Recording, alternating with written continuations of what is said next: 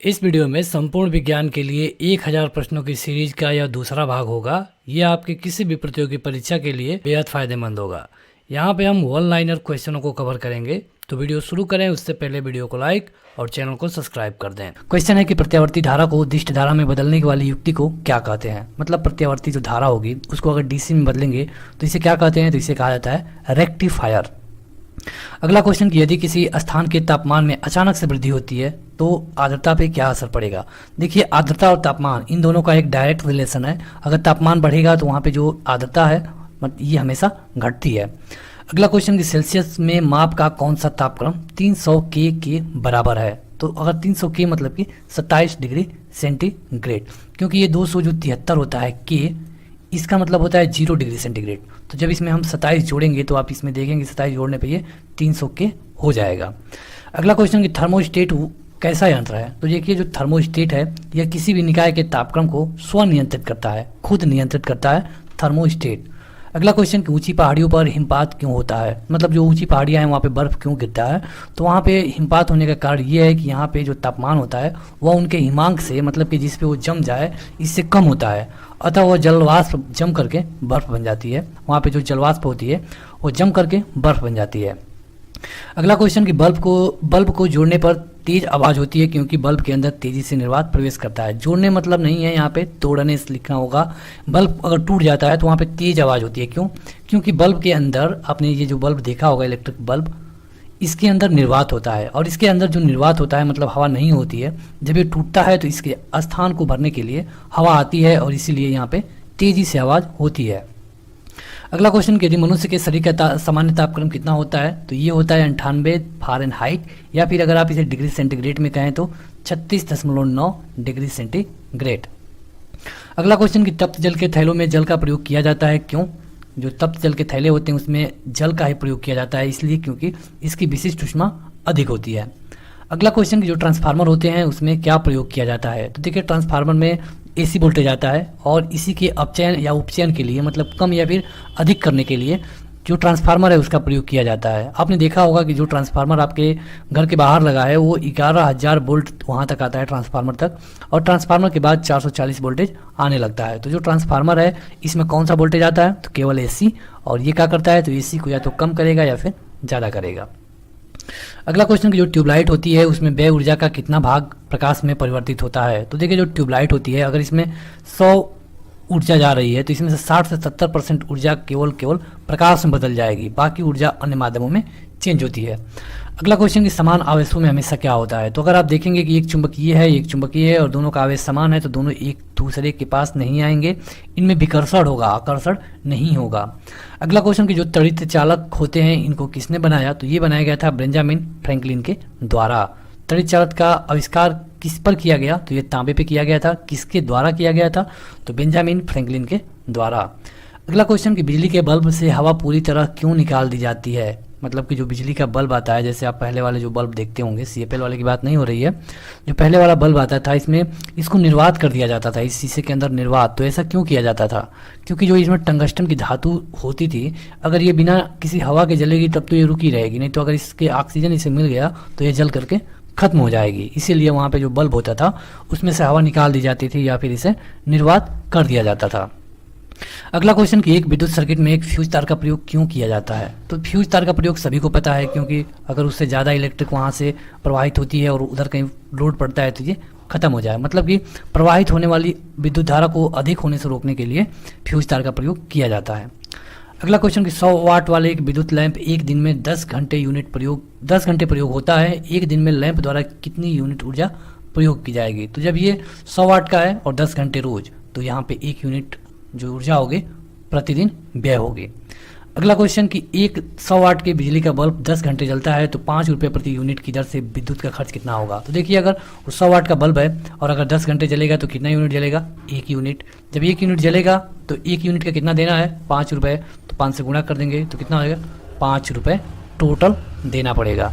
अगला क्वेश्चन कि किलोवाट घंटा किसका इकाई है। तो ये है विभवांतर का। मतलब विभवांतर का इकाई क्या होता है, तो किलोवाट घंटा। अगला क्वेश्चन कि एम्पियर से क्या मापा जाता है। तो एम्पियर विद्युत धारा को नापने के लिए प्रयोग किया जाता है। और एक कृत्रिम उपग्रह में विद्युत ऊर्जा का स्रोत क्या है। कृत्रिम उपग्रह में जो हम बना के भेजते हैं, तो यहाँ पे जो विद्युत ऊर्जा मिलती है वो कहाँ से मिलती है? सौर बैटरी के द्वारा या फिर सौर ऊर्जा के द्वारा।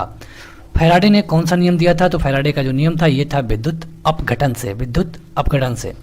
अगला क्वेश्चन कि एक फ्यूज तार का प्रयोग क्यों किया जाता है? तो अत्यधिक धारा प्रवाहित को रोकने के लिए किया जाता है फ्यूज तार का प्रयोग। अगला क्वेश्चन कि घरेलू विद्युत उपकरणों में विद्युत सुरक्षा फ्यूज तार उस धातु से बनी होती है जिसका गलनांक कम हो। मतलब जो हम फ्यूज तार बनाते हैं उसकी धातु क्या होती है? तो फ्यूज तार तो आप किसी भी चीज़ का बना सकते हैं, बस आपको ध्यान ये रखना चाहिए कि जो उसका गलनांक है कम से कम हो, ताकि यहाँ से जब ज़्यादा ऊर्जा गुजरे तो वहाँ पे कोई भी सामान को ये नुकसान पहुँचाए उससे पहले ये आपका फ्यूज गल जाए। अगला क्वेश्चन कि एक फ्यूज में इस्तेमाल किए जाने वाले पदार्थ टिन और सीसा का एक मिश्र धातु है, तो इस धातु में क्या होगा? तो इस धातु में होगा उच्च विशिष्ट प्रतिरोध और निम्न गलनांक, क्योंकि इसका यूज हो रहा है किस लिए? मिश्र धातु का फ्यूज तार के लिए। अगला क्वेश्चन कि एक बिजली सप्लाई में मेस में फ्यूज का एक सुरक्षा उपकरण के रूप में लगा हुआ है, तो बिजली के फ्यूज के संबंध में कौन सा कथन सही है?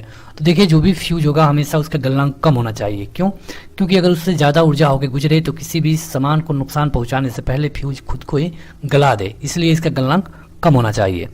अगला क्वेश्चन कि धातुएं विद्युत की सुचालक होती हैं, क्यों? क्योंकि उसमें मुक्त इलेक्ट्रॉन होते हैं, इसीलिए जो धातुएं होती हैं विद्युत की सुचालक होती हैं और धातुएं विद्युत की कुचालक होती हैं। अगला क्वेश्चन कि अति चालक का क्या लक्षण है? तो अगर किसी में उच्च पारगम्यता है तो यहाँ पे इसका मतलब कि ये क्या है? तो अति चालक है। अगला क्वेश्चन कि इलेक्ट्रिक करंट का यूनिट कौन सा होता है? तो इलेक्ट्रिक करंट का यूनिट होता है अर्ग। बढ़ते हैं आगे। अगला क्वेश्चन कि थर्मल फ्लास्क से ऊर्जा का क्षय रोका जा सकता है, क्यों? तो देखिए, जो थर्मल फ्लास्क होता है इसमें होता है चालन, संवहन और विकिरण। यहाँ इस तीनों में अगर कोई भी क्षय हो रहा है तो इसे रोक सकते हैं हम किससे? थर्मल फ्लास्क से। जो थर्मल फ्लास्क होता है इसकी आंतरिक दीवारें चमकीली होती हैं और इसका कारण ये है कि यहाँ पे विकिरण द्वारा जो ऊष्मा की हानि होती है उसे रोका जाता है। अगला क्वेश्चन कि दिन के समय पृथ्वी सूर्य के जल की अपेक्षा बहुत जल्दी गर्म हो जाती है, क्यों? जो दिन का समय होता है वहाँ पर पृथ्वी पहले गर्म होती है समुद्र के जल की अपेक्षा, तो इसका कारण ये है कि समुद्र का जो विशिष्ट ऊष्मा है उसके जल की ये काफ़ी अधिक होती है। अगला क्वेश्चन कि लोलक की घड़ियां गर्मियों में सुस्त क्यों पड़ जाती हैं? तो गर्मियों में सुस्त इसलिए पड़ती हैं क्योंकि जो लोलक होता है गर्मी के दिनों में इसकी लंबाई बढ़ जाती है, और जब ये लंबाई बढ़ जाएगी तो दोलन करने में इसको टाइम ज़्यादा लगेगा, और जब दोलन करने में टाइम ज़्यादा लगेगा तो घड़ियां हो जाएंगी सुस्त।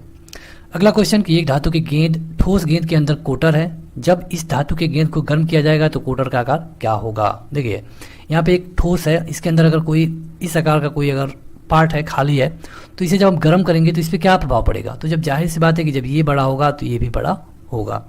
अगला क्वेश्चन कि प्रतिदीप्ति नली में सबसे अधिक सामान्यतः प्रयोग होने वाली वस्तु कौन सी है? प्रतिदीप्ति नली में तो ये है पारा, वाष्प तथा आर्गन।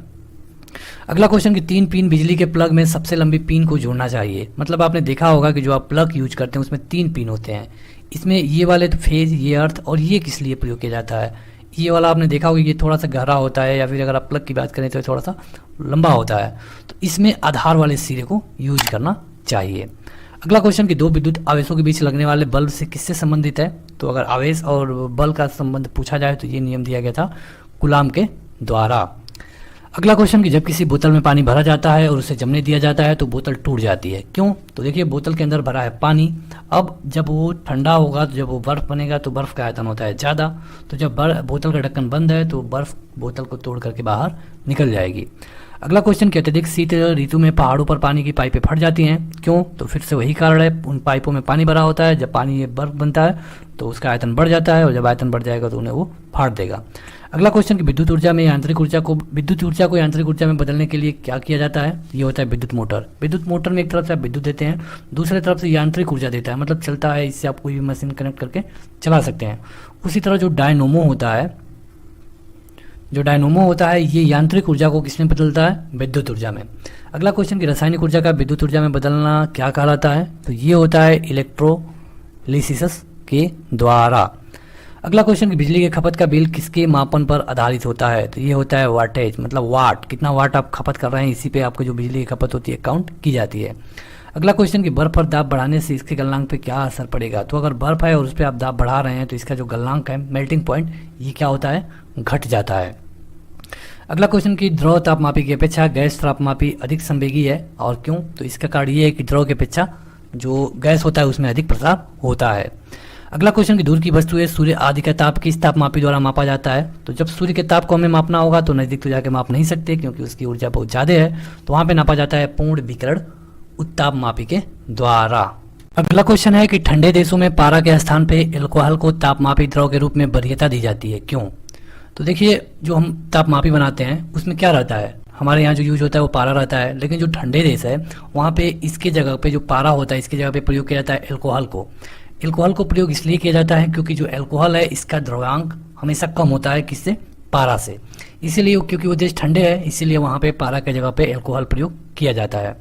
अगला क्वेश्चन कि थर्मोकपल मतलब कि ताप युग्मक एल्कोहल द्वारा क्यों बनाए जाते हैं। तो एल्कोहल के बारे में भी हमने आपको बताया कि इसका जो द्रव्यांक होता है वो कम होता है और ये एल्कोहल पारा से सस्ता भी है, इसीलिए इसका प्रयोग किया जाता है। सूर्य का ताप किसके द्वारा मापा जाता है। तो ये मापा जाता है पायरोमीटर तापमापी के द्वारा। अगला क्वेश्चन कि ऊष्मा एक प्रकार की ऊर्जा है, इसे कार्य में बदला जा सकता है। इसका सबसे पहला उदाहरण किसने दिया था। तो ये दिया गया था रदरफोर्ड के द्वारा।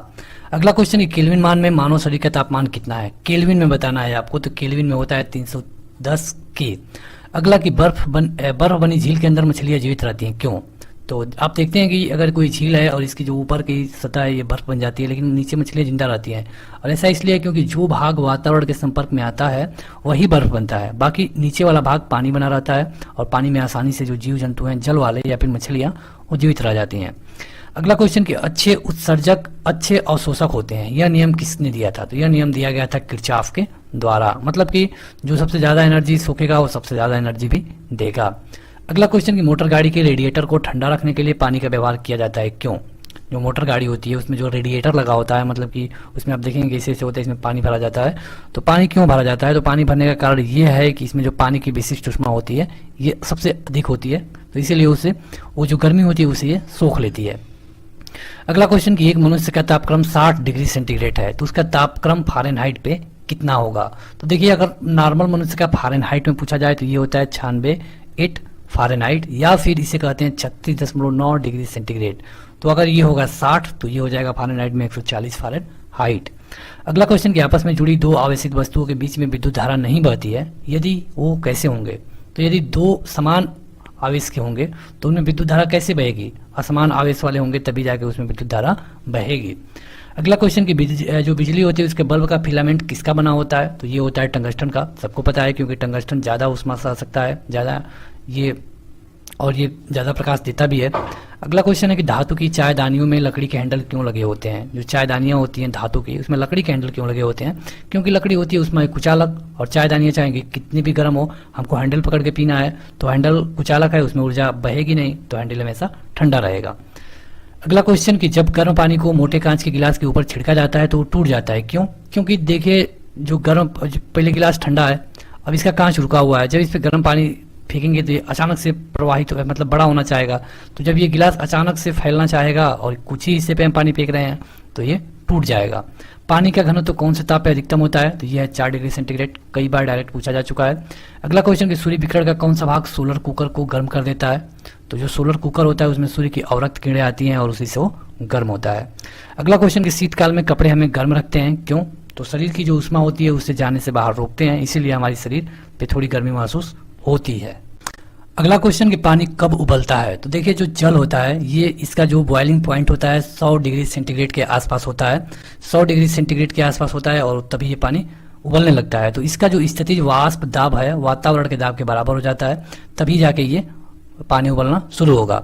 अगला कि द्रव तथा गैसों में ऊष्मा का स्थानांतरण कौन सी विधि द्वारा होता है। तो देखिए द्रव हो या फिर मतलब कि गैस हो, इसमें अगर आप द्रव ले लेते हैं यहाँ पे और यहाँ पे अगर आप इसमें हीट देते हैं तो यहाँ पे जो कण होगा, यहाँ पे अगर जल के कण है तो जब ये वाला कण गर्म हो जाएगा तो ये चला जाएगा ऊपर, और जो यहाँ पर जगह भरने के लिए कोई और आएगा। तो मतलब ये जो कण इधर उधर जा रहे हैं आ रहे हैं तो इन्हें कहते हैं संवहन द्वारा। अब जो सूर्य की किरणें होती हैं वो विकिरण द्वारा आती हैं नीचे। अगला क्वेश्चन कि पानी के भरे गिलास में बर्फ का टुकड़ा तैर रहा है, टुकड़े के पूरे पिघल जाने पर पानी का तल में क्या असर पड़ेगा।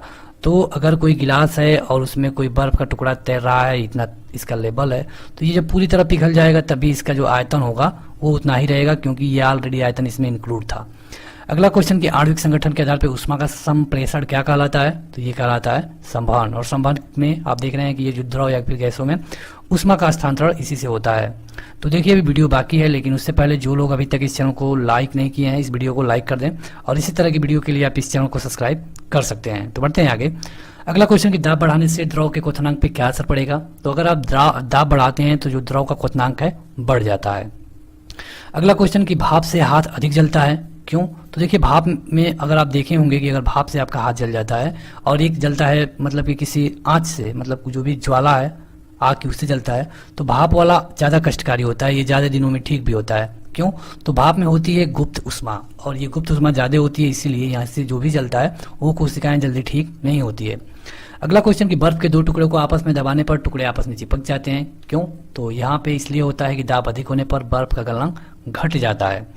अगला क्वेश्चन कि काले वस्त्रों के मुकाबले श्वेत वस्त्र शीतल होते हैं, तो उनका कारण ये है कि श्वेत वस्त्रों के पास जो भी प्रकाश आएगा ये इसे डाइवर्ट कर देते हैं, फिर से वापस भेज देते हैं, लेकिन काले उसे सोख लेते हैं, तो जो सोख लेगा वो ज़्यादा गर्म होगा। अगला क्वेश्चन कि ऊनी कपड़े सूती कपड़ों की अपेक्षा गर्म होते हैं, क्यों? तो देखिए जो ताप के अच्छे रोधक होते हैं जो सूती कपड़े होते हैं और ताप को सोखते नहीं हैं, बाकी ऊनी कपड़ा है वो ताप को सोखता है, इसीलिए जो ऊनी कपड़े हैं वो ताप के रोधक, जो सूती कपड़े हैं वो ताप के रोधक माने जाते हैं। अगला क्वेश्चन कि बोलोमीटर एक यंत्र है, तो बोलोमीटर से नापते क्या है? तो बोलोमीटर से नापा जाता है ऊष्मीय विकिरण। अगला क्वेश्चन कि मानव शरीर का तापमान 6 डिग्री फ़ारेनहाइट होता है, सेल्सियस स्केल पर ये कितना तापमान होगा? तो ये होता है 30 डिग्री सेंटीग्रेड। अगला क्वेश्चन कि ऊष्मा का सबसे अच्छा चालक कौन सा है? तो ये है चांदी। चांदी में ऊष्मा बड़े आसानी से प्रवाहित हो जाती है।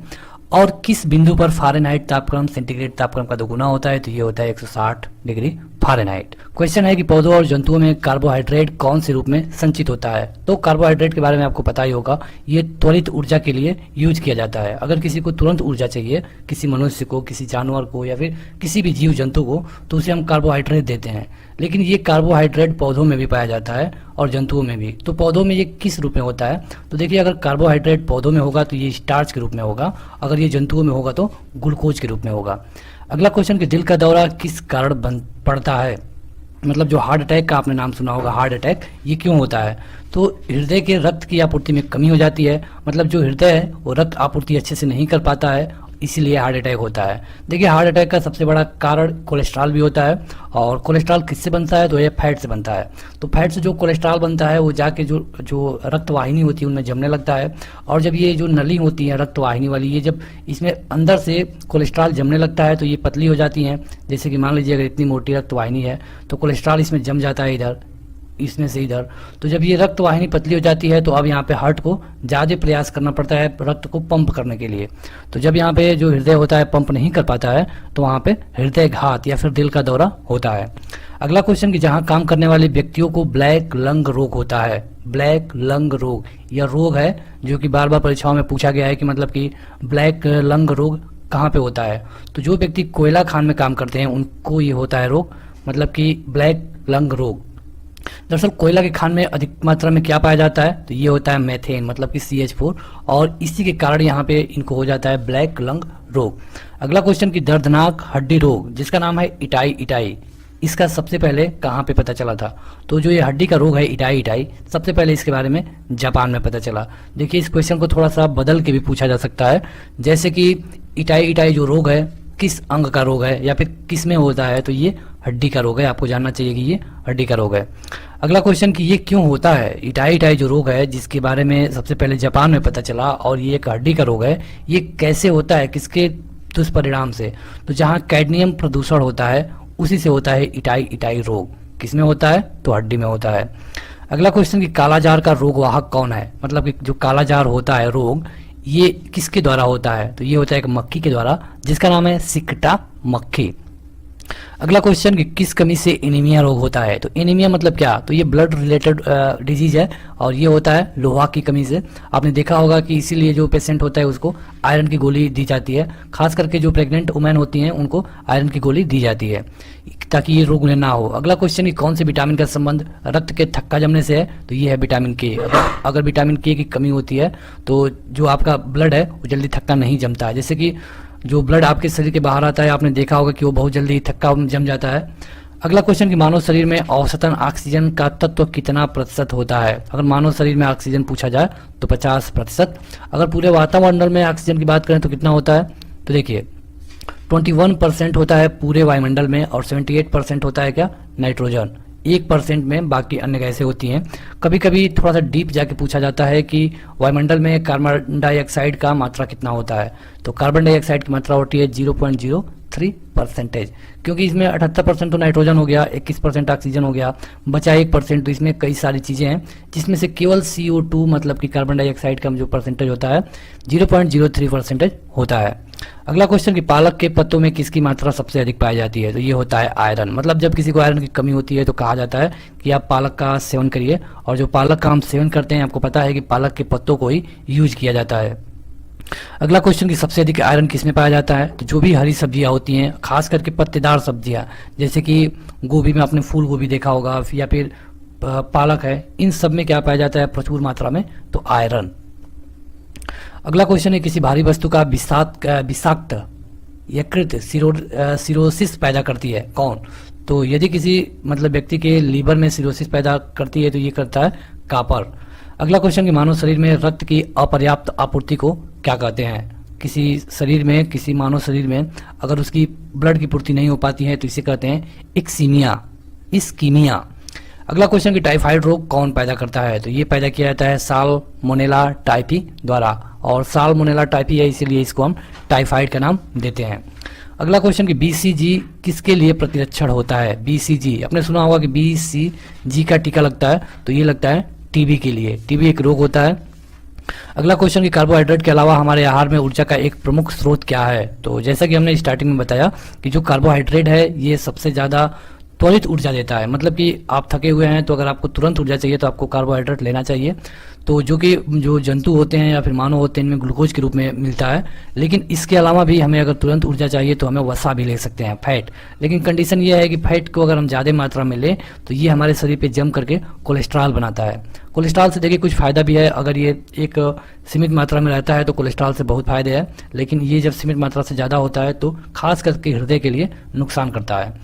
अगला क्वेश्चन कि रक्त का थक्का बनाने के लिए कौन सा अवयव मदद करता है, तो ये होता है विटामिन के, अभी हमने आगे बताया था। अगला क्वेश्चन कि मूत्र के स्राव को बढ़ाने वाली औषधि को क्या कहते हैं, तो ये होता है डायूरेटिक।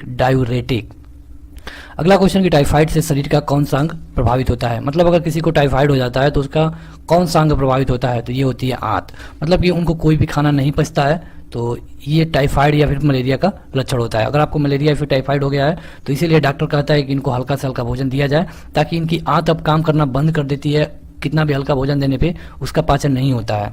अगला क्वेश्चन कि पेचिस रोग के लिए उत्तरदायी प्रोटोजोआ कौन सा है। जो पेचिस होता है, पेचिस रोग आपने सुना होगा, तो इसके लिए जो उत्तरदायी प्रोटोजोआ है वो है एंट अमीबा।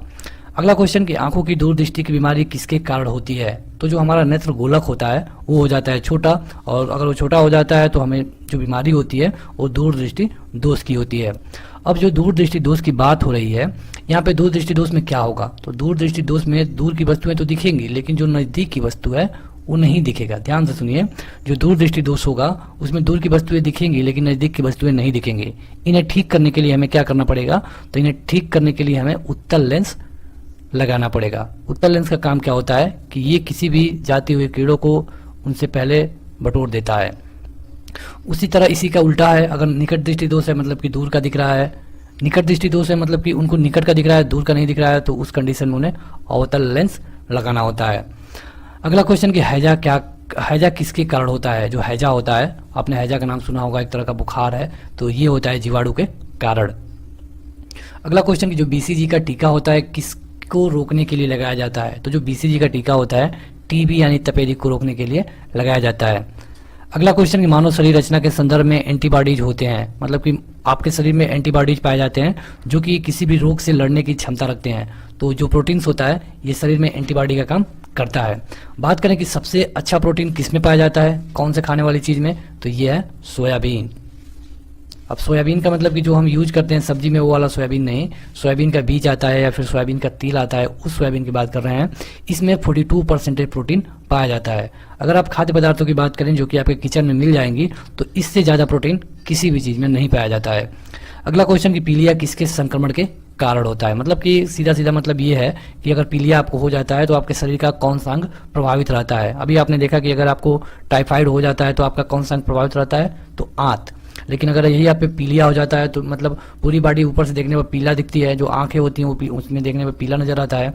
तो इसमें जो यकृत है ये पूरी तरह संक्रमित हो जाता है और यही इसी को ठीक करने के बाद ही पीलिया ठीक हो पाती है।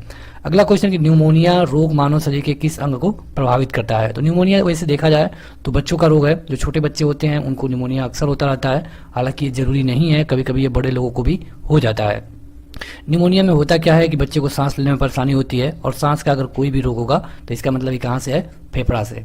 अगला क्वेश्चन कि पूर्ण स्मृति लोप किस शब्द के द्वारा जाना जाता है। तो ये है एनीमिया, और एनीमिया मतलब कि क्या, किससे रिलेटेड है, तो खून से। और खून में जो थक्का जमने वाली प्रक्रिया है ये किससे प्रभावित होती है, विटामिन के से। और इसके साथ साथ लोहा से। सबसे अधिक लोहा किसमें पाया जाता है, तो पालक के पत्ते में। क्या केवल पालक के पत्ते में ही पाया जाता है, तो नहीं, हरी उन सभी सब्जियों में पाया जाता है जिनमें कि जो पत्तेदार हम यूज करते हैं, जैसे कि फूल पात गोभी, पत्ती वाली गोभी, या फिर पालक, या फिर धनिया, इस तरह की जो भी सब्जियां हैं। अगला क्वेश्चन है कौन सी बीमारी पानी द्वारा नहीं होती है। तो इस तरह ऑप्शन पूछा जाता है और उसमें ऑप्शन होगा हैजा, कलेरा, टाइफाइड, फ्लू। तो आपको फ्लू सही उत्तर मारना पड़ेगा, क्योंकि एक तरह का बुखार है और ये पानी द्वारा नहीं होता है। बात करें अगर टाइफाइड की या फिर हैजा की, तो ये सब पानी के द्वारा संक्रमित होते हैं। जब भी हम शुद्ध पानी का सेवन नहीं करेंगे तो हमको ये बीमारियां होने के चांसेस बढ़ जाते हैं। अगला क्वेश्चन कि अरक्तता में किसकी कमी हो जाती है। जो अरक्तता हो जाती है तो इसमें कमी हो जाती है हीमोग्लोबिन की, और इसके लिए चेकअप करवाना पड़ता है। अगला क्वेश्चन है कि चेचक मतलब कि स्मॉल पॉक्स होने का कारण क्या है। तो ये जो चेचक होता है जिसमें कि शरीर पे छोटे छोटे दाने निकल जाते हैं। खास करके देखा जाए तो चेचक दो प्रकार के होता है, एक बड़ा जिसमें बड़े बड़े दाने निकलते हैं, और एक छोटा जिसमें छोटे छोटे दाने निकलते हैं, और इनका एक टाइम पीरियड होता है। अगर ये आपको हो जाता है और अगर आप साफ सफाई रखते हैं तो 5-6 दिनों में ये धीरे धीरे कम होने लगता है। अगर आप चाहे कितना भी सफाई रख ले, 5-6 दिन तो इन्हें लगना ही होता है। सफाई ना रहने पर इनका टाइम पीरियड बढ़ भी जाता है। तो जो ये स्मॉल पॉक्स या फिर चेचक होता है, ये होता है एक वायरस के द्वारा जिसका नाम है वेरिओला। यहाँ पे आप देख सकते हैं। अगला क्वेश्चन कि गाय के दूध का रंग सफेद होता है या फिर हल्का पीला होता है। तो इसमें जो पीला रंग है ये किसके कारण होता है। तो देखिए, गाय का जो दूध होता है जिसमें हल्का पीलापन की हम बात कर रहे हैं, ये होता है कैरोटीन के कारण। अगला क्वेश्चन है कौन सा रोग वायु के माध्यम से फैलता है। तो देखिए, वायु के माध्यम से जो भी रोग फैलेगा वो सीधे सीधे आपके सांस को डिफेक्ट करेगा। तो सांस वाला रोग कौन सा है, अगर खतरनाक रोग की बात करें तो टीबी, ट्यूबुलर क्लोसिस। और अभी आपने यहाँ पे देखा है कि टीबी को रोकने के लिए किसका टीका लगाते हैं, तो बीसीजी का बच्चों में ये टीका लगाया जाता है। अगला क्वेश्चन है कि अन्न मतलब कि केयरलेस, यह एक समृद्ध स्रोत होता है किसका, तो ये होता है स्टार्च का। स्टार्च के लिए हमें लेना होता है अन्न। अगला क्वेश्चन है कैंसर के उपचार के लिए किसका प्रयोग होता है। तो देखिए, जो कैंसर होता है इसके लिए हम कोबाल्ट 60 का प्रयोग करते हैं, CO60 होता है। आपने देखा होगा कि जो कैंसर के मरीज होते हैं उनके सारे बाल हटा दिए जाते हैं और वहाँ पे कोबाल्ट 60 का प्रयोग किया जाता है, और ये कैंसर के उपचार के लिए बेहद महत्वपूर्ण है। अगला क्वेश्चन कि शरीर की विभिन्न गतिविधियों के लिए कौन सी ऊर्जा जरूरी है। तो विभिन्न गतिविधियों के लिए, और खास करके उन गतिविधियों के लिए जो कि तुरंत मतलब जिनके लिए एनर्जी की जरूरत है, तो इसके लिए कार्बोहाइड्रेट मतलब खाना चाहिए। अगर बात करें जो व्यक्ति के शरीर में लंबाई को बढ़ाए, तो लंबाई के लिए क्या पाया जाएगा, प्रोटीन अगर आप लेते हैं तो ये आपकी लंबाई के लिए फायदेमंद होगा। अगला क्वेश्चन कि 14 वर्ष तक की आयु के बच्चों के विकास के लिए सबसे अधिक महत्वपूर्ण क्या है। तो देखिए, 14 हो या फिर 18 साल, इस उम्र के बच्चों में विकास होता है। विकास कहने का मतलब कि इनकी लंबाई बढ़ती है और इनके सभी कुछ उस समय प्रारंभिक अवस्था में रहते हैं। तो अभी हमने आपको बताया कि लंबाई वाली जो भी प्रक्रिया होगी सारे को डिफेक्ट करेगा क्या, प्रोटीन। मतलब कि खास करके 14 साल तक के बच्चों को प्रोटीन की मात्रा भरपूर मात्रा में मिलनी चाहिए। प्रोटीन के लिए आपको क्या देना होगा, तो दाल, जो भी दाल वाली चीजें वो आप दे सकते हैं प्रोटीन के लिए, या फिर अगर आपको ज्यादा प्रोटीन चाहिए तो आप सोयाबीन ले सकते हैं। सोयाबीन का जो बीज आता है या फिर सोयाबीन का तेल आता है। अगला क्वेश्चन कि पीत ज्वर किससे संचालित होता है, मतलब कि जो पीत ज्वर होता है किसके द्वारा होता है, तो एडीज के द्वारा होता है। अगला क्वेश्चन कि मानव शरीर में संक्रमण को रोकने के लिए मदद करने वाला विटामिन कौन सा है। तो ये होता है विटामिन ए, और विटामिन ए सबसे ज्यादा मात्रा में पाया किसमें जाता है, तो ये होता है गाजर। और इसे डिफेक्शन ये होता है कि आपकी आंखें थोड़ी कमजोर हो जाती हैं। अब यहाँ पे ईसीजी क्या है, तो ईसीजी है इलेक्ट्रोकार्डियोग्राफ। अगला क्वेश्चन कि कौन सा रोग रक्ताधान द्वारा फैलता है, तो ये है टाइफाइड और मलेरिया का नाम आपने सुना होगा। अगला क्वेश्चन कि विटामिन B6 की कमी से पुरुष में कौन सा रोग होता है। तो अगर विटामिन B6 की कमी हो जाती है तो यहाँ पे होता है अरक्तता। अगर विटामिन ए की कमी हो जाती है तो आपको क्या होगा, आप कमेंट करके बता सकते हैं। जैसे कि बी से होता है बेरी बेरी सी से होता है स्कर्वी, डी से होता है रिकेट्स। तो आपके लिए क्वेश्चन है, आप हमें कमेंट करके बताइए कि विटामिन ए की कमी से कौन सा रोग होता है। हमने बी का बता दिया बेरी, सी का स्कर्वी और डी का रिकेट्स। अगला क्वेश्चन कि पीलिया में कौन सा अंग प्रभावित होता है। तो अभी हमने आपको बताया कि इसके लिए लीवर प्रभावित होता है यकृत, और लीवर में वही कंडीशन है, खाना वाना कम पचता है, और पीलिया में होता क्या है कि सारी शरीर पीला पड़ने लगती है। अगला क्वेश्चन कि चेचक के प्रति टीकाकरण में किसका समावेश किया जाता है। तो ये जो होता है प्रतिरक्षी होते हैं, मतलब एंटीबायोटिक का टीका लगाया जाता है। और एंटीबायोटिक का काम क्या होता है, जो कि आपके शरीर में जो रोग हैं उनसे लड़ने में सक्षम हो। अगला क्वेश्चन कि जिस बीमारी में रक्त में शर्करा का स्तर बढ़ जाता है उसका नाम क्या है। मतलब कि अगर आपके ब्लड में चीनी की मात्रा या फिर शर्करा की मात्रा बढ़ जाती है तो इसे डायबिटीज कहा जाता है, और कहा जाता है कि अब आपको जो चीनी है उसका सेवन नहीं करना है। तो अगला क्वेश्चन है कि मनुष्य में एप्टाटॉक्सिन खाद्य विषाक्तन द्वारा सामान्यतः कौन सा अंग प्रभावित होता है। आप नाम अच्छे से देख लीजिए, एप्टाटॉक्सिन खाद्य विषाक्तन। तो इससे जो अंग प्रभावित होता है यह है यकृत। अगला क्वेश्चन कि मीना माता रोग किसके कारण होता है। मीना माता, तो ये क्वेश्चन डायरेक्ट कई बार पूछा जा चुका है, ये होता है पारा के कारण। अगला क्वेश्चन कि अनुवांशिकी रोग में कौन सा यौन संबंधित है। तो ये है हीमोफीलिया। हीमोफीलिया में होता क्या है, ये ब्लड रिलेटेड रोग है और ये अनुवांशिक रोग है, मतलब अगर आपके माता या पिता को है तो बच्चे में होने के चांसेस होते हैं। अगला क्वेश्चन कि जापानी इंसेफ्लाइटिस का कारक कौन सा है। तो ये रोग आपने देखा होगा बच्चों में होता है, तो जो जापानी इंसेफ्लाइटिस होता है ये विषाणु के कारण होता है। अगला क्वेश्चन कि दोष युक्त वृक्क वाले व्यक्तियों के लिए अपोहन का उपयोग किया जाता है, इसमें क्या होता है। तो दोष युक्त वृक्क मतलब किडनी, जिनकी किडनी अच्छे से काम नहीं करती है, इनके लिए परासरण की प्रक्रिया अपनाई जाती है। अगला क्वेश्चन कि ईईजी मतलब कि ईईजी कौन से अंग प्रणाली से प्रकट होता है। तो ये मस्तिष्क से प्रकट होता है। जो केसीन दुग्ध होता है इसमें क्या होता है, तो ये होता है प्रोटीन। और अगला क्वेश्चन है किसी तत्व की कमी के कारण घेगा रोग होता है। तो घेगा रोग में क्या होता है कि जो गला होता है, ये जो गला होता है उसमें निकल जाता है जैसे कि ऐसे थोड़ा सा बाहर, ये होता है घेगा रोग, और ये होता है आयोडीन की कमी से। अगला क्वेश्चन है किसकी उपस्थिति के कारण दूध में मिठास आ जाती है। तो ये होता है लैक्टोज। लैक्टोज की कमी से ये अगर इसकी उपस्थिति अच्छी उपस्थिति हो जाती है तो दूध में अच्छा मीठा हो जाता है। अगला क्वेश्चन कि सूअरों को मानव रिहायशी क्षेत्रों से दूर रखना किसके उन्मूलन में सहायक है। तो अगर जहाँ पे ज़्यादा रोग हो रहा है जापानी इंसेफ्लाइटिस, तो इस कंडीशन में जो मनुष्य हैं उनको सूअरों से दूर रखा जाना चाहिए, क्योंकि जो ये रोग है ये सूअरों से ही फैलता है।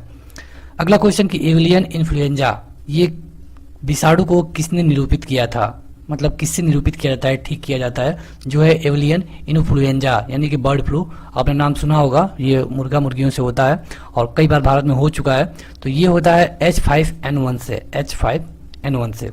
अगला क्वेश्चन है किसकी कमी से दंत क्षय होता है। मतलब कि अगर आपके दांत टूट रहे हैं तो किसकी कमी से होता है, ये होता है फ्लोरीन से। अगला क्वेश्चन कि बेरियम मील का उपयोग किया जाता है किसके लिए। तो बेरियम मील का उपयोग किया जाता है आहार नली की एक्सरे के लिए। अगला क्वेश्चन कि गुर्दा पथरी का पता लगाने के लिए किसकी प्रतिबिंबीय यंत्र को प्रयोग में लिया जाता है। मतलब कि गुर्दा में पथरी है या फिर नहीं है, ये होता है सीटी स्कैन। और अगला कि गहरे तले हुए खाद्य पदार्थ कैंसर जनक होते हैं क्योंकि उसमें किसकी प्रचुरता हो जाती है, वसा की, मतलब कि फैट की। अगला क्वेश्चन कि घात करो और छिप जाओ, इस नाम से कौन से विषाणु जाने जाते हैं। घात करो और छिप जाओ, ये है RSV विषाणु, RSV विषाणु। चिकित्सक परामर्श देते हैं कि हमें अपना भोजन वनस्पति घी की अपेक्षा तेल में बनाना चाहिए। क्यों? क्योंकि देखिए जो तेल है इसमें असंतृप्त वसाएं होती हैं और जो वनस्पति घी होता है इसमें संतृप्त वसाएं होती हैं। अगला ये कोलेस्ट्रॉल क्या होता है। तो जंतु वसा में उपस्थिति एक ऐसा पदार्थ है जो कि अगर ज़्यादा आप लेते हैं तो ये फैट में पाया जाता है और ये शरीर में जाके कोलेस्ट्रॉल बनाता है जो कि हृदयघात का मुख्य कारण है। अगला क्वेश्चन कि आहार में लवण का मुख्य उपयोग किया जाता है। तो ये जो आहार में जो लवण का प्रयोग किया जाता है किस लवण का, तो यह है HCl। अगला क्वेश्चन कि चेचक के टीके का आविष्कार किसके द्वारा किया गया था। तो ये किया गया था लुई पाश्चर के द्वारा। श्वेत फुसफुस रोग कहाँ पाया जाता है। जो श्वेत फुसफुस रोग होता है किसको होता है, तो जो सीमेंट बनता है जहाँ पे जो सीमेंट उद्योग के कर्मचारी हैं उनको होता है श्वेत फुसफुस रोग। अगला क्वेश्चन कि एड्स विषाणु के लिए सबसे ज्यादा आजमाई गई दवा कौन सी है। एड्स विषाणु के लिए यह है जीडोओडिन मतलब कि AZT। अगला क्वेश्चन है किस सूक्ष्म जीव के द्वारा हेपेटाइटिस बी की बीमारी होती है। मतलब कि जो हेपेटाइटिस बी होता है इसका कारण क्या है, तो यह है वायरस। अगला क्वेश्चन कि एस्बेस्टस के कारण होने वाला प्रमुख रोग कौन सा है, तो यह है एम्फिलेमा। अगला क्वेश्चन कि स्कर्वी रोग के इलाज के लिए क्या उपयोगी है। तो स्कर्वी मतलब किसकी कमी से होता है, विटामिन सी के। तो विटामिन सी का प्रचुर मात्रा किसमें पाया जाता है, आंवला में। अगला क्वेश्चन कि वसा में घुलनशील विटामिन कौन कौन से होते हैं। वसा में घुलनशील विटामिन तो ये है कैल्सीफेरॉल, कैरोटीन और टोकोफेरॉल, वसा में घुलनशील विटामिन। देखिए वसा में जो भी घुलनशील विटामिन होते हैं ये शरीर में जमते हैं और इसीलिए जब इनकी अधिकता होती है तो कोलेस्ट्रॉल बनता है। खास करके अगर बात करें कि कौन सा विटामिन है जो जल में घुलनशील है तो ये है विटामिन सी। मतलब कि अगर विटामिन सी की अधिक मात्रा भी आप ले लेते हैं तो इससे आपको कोई प्रॉब्लम नहीं होने वाला है। ये जो विटामिन सी होगी आपके मूत्र मार्ग से बाहर निकल जाएगी, इसलिए अगर आपके शरीर में विटामिन सी की अधिकता होती है तो इससे कोई नुकसान नहीं है। लेकिन इसी की जगह पे अगर कोई और विटामिन की अधिकता होती है तो वो नुकसान भी आपको कर सकता है। अगला क्वेश्चन कि एक कार्यशील महिला को प्रतिदिन कितना प्रोटीन लेना चाहिए। तो ये है 45 ग्राम प्रोटीन प्रतिदिन उसको लेना चाहिए जो कार्यशील महिला होगी। अगला क्वेश्चन कि एनोइस्मिया किसे कहते हैं। तो घ्राण संवेदना की कमी को कहते हैं एनोइस्मिया। अगला क्वेश्चन कि शरीर की कैलोरी आवश्यकता गर्मी की अपेक्षा सर्दियों में बढ़ जाती है, क्यों। तो क्योंकि अधिक कैलोरी के लिए आवश्यक है। देखिए अधिक कैलोरी रहेगी तभी आपके शरीर का ताप मेंटेन रहेगा। अगर आपके पास अधिक कैलोरी नहीं है तो आपको ठंडी लगने के चांसेस होते हैं। अगला क्वेश्चन कि राष्ट्रीय पोषण संस्थान एक अनुसंधान है जो कौन से राज्य में स्थित है। राष्ट्रीय पोषण संस्थान इसका काम ये है कि ये देखे कि प्रति व्यक्ति को कितने प्रोटीन की आवश्यकता है, कितना क्या है, कितने लोग भूखमरी से मर रहे हैं। तो ये है आंध्र प्रदेश में। अगला क्वेश्चन न्यूट्राइट्यूटिकलस ये उत्पाद है, इसमें क्या क्या होता है आप नाम देखिए, न्यूट्राइट्यूटिकलस। तो ये होता है पोषक और औषधि प्रभाव के लिए। अगला क्वेश्चन कि दूध का धवल रंग किसकी उपस्थिति के कारण होता है। तो ये होता है कैल्शियम, मतलब दूध का सफेद रंग पूछा जा रहा है, ये कैल्शियम के कारण होता है। अगला क्वेश्चन कि संतुलित आहार में सन्निकट क्या होना चाहिए। संतुलित आहार में क्या होना चाहिए। तो जो आप आहार लेते हैं कम से कम उसमें 1/5 प्रोटीन हो, 1/5 वसा हो और बाकी जो बचा 3/5 इसमें कार्बोहाइड्रेट हो सकता है, क्योंकि कार्बोहाइड्रेट भी जरूरी है। अगला क्वेश्चन कि उपस्थित तथा हड्डियों के निर्माण के लिए कौन सा पोषक तत्व आवश्यक होता है, हड्डियों के खास करके। तो हड्डियों के लिए कैल्शियम होता है। अगला क्वेश्चन कि द्रास काशिका अरक्तता रोग किसकी असामान्यता के कारण होता है। यह रुधिर लाल रुधिर कणिकाएं जिनको कि RBC कहा जाता है, रेड ब्लड सेल। और अगला क्वेश्चन कि प्रचुरतम मात्रा में प्रोटीन के 2 प्रमुख स्रोत बताइए। तो यह है सोयाबीन और यह है मूंगफली। सोयाबीन में 42% प्रोटीन पाया जाता है। अगला क्वेश्चन कि दूध में प्रोटीन और कार्बोहाइड्रेट के अतिरिक्त क्या पाया जाता है। तो दूध की बात करें तो इसमें अन्य मात्रा में होता है कैल्शियम और के मतलब कि पोटेशियम। मात्रकों की अंतर्राष्ट्रीय पद्धति कब लागू की गई। तो देखिए जो हम मात्रक यूज करते हैं, जैसे कि लंबाई अगर कोई चीज नापते हैं तो इसको हम मीटर में नापते हैं। तो ये मतलब सभी देशों को ये कर दिया गया कि अगर कोई लंबाई नापता है तो मीटर में ही नापे, और जैसे कि अगर कोई हम द्रव नापते हैं तो उसको लीटर में नापते हैं। तो इस तरह जो भी ये बनाया गया ये सबके लिए एक ही बनाया गया। और इसमें जैसे कि हम यहाँ से यहाँ तक कोई 1 मीटर यूज करते हैं तो ऐसा नहीं है कि 1 मीटर यहाँ पे इतना बड़ा है तो विदेश में आप जाएंगे तो विदेश में इतना बड़ा 1 मीटर हो जाएगा, वहां पर भी इतना ही बड़ा मीटर है। तो अब अगर सभी लोग एक ही चीज यूज कर रहे हैं तो इसका क्या मतलब है। जाहिर सी बात है कि सभी लोग एक ही चीज को मान रहे हैं और इसे कहते हैं अंतर्राष्ट्रीय पद्धति, जिसे आप एसआई सिस्टम के नाम से फिजिक्स में जानते होंगे। तो जो एसआई सिस्टम है इसकी ये कब लागू किया गया। तो ये किया गया था 1971 में।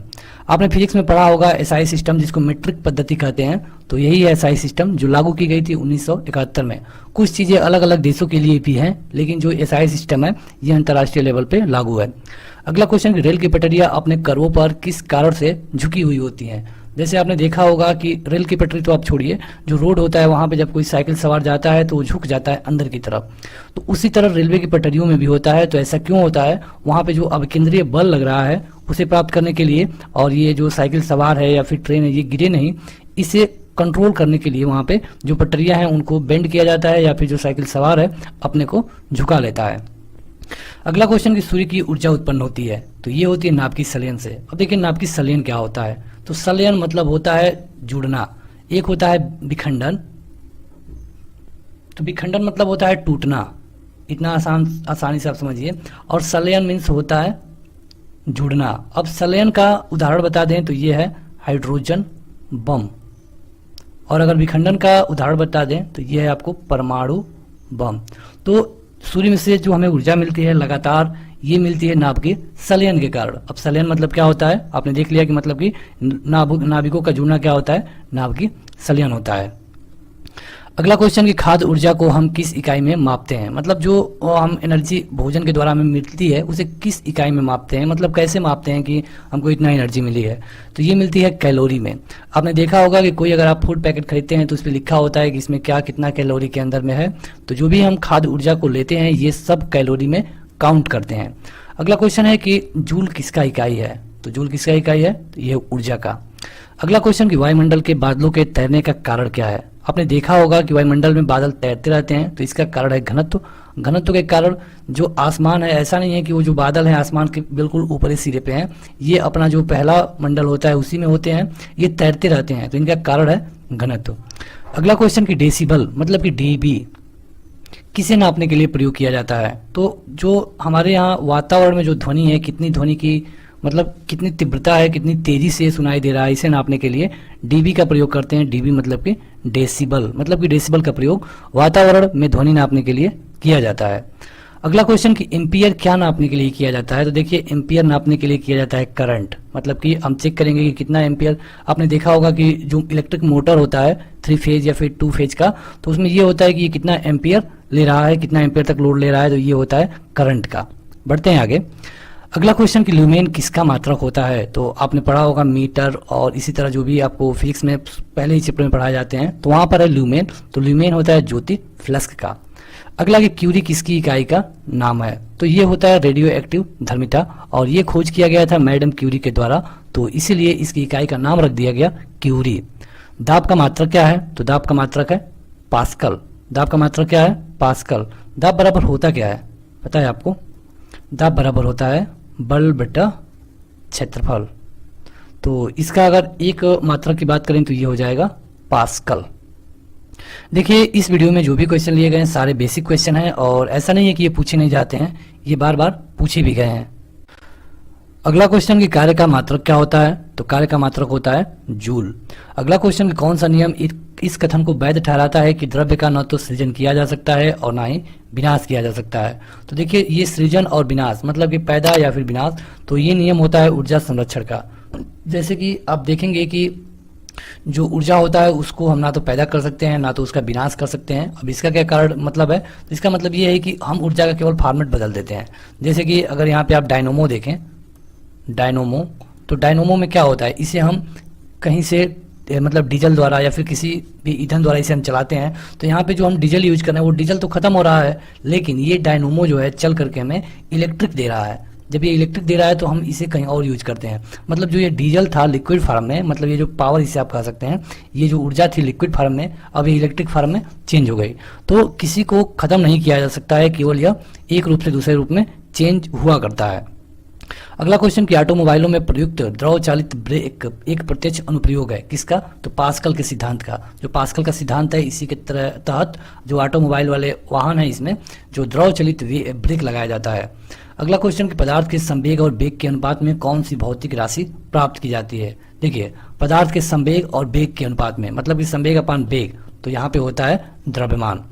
अगला क्वेश्चन है किसने न्यूटन से पहले ही बता दिया था कि सभी वस्तुएं पृथ्वी की ओर गिरती हैं। तो ये था ब्रह्मगुप्त के द्वारा बताया गया, और वैसे फिजिक्स मानता है कि न्यूटन ने ही बताया कि पृथ्वी के अंदर कोई ऐसा बल है जिसे हम गुरुत्वाकर्षण कहते हैं, जिससे कोई भी चीजें अगर उस गुरुत्वाकर्षण के रेंज में है तो धरती की तरफ गिरती है।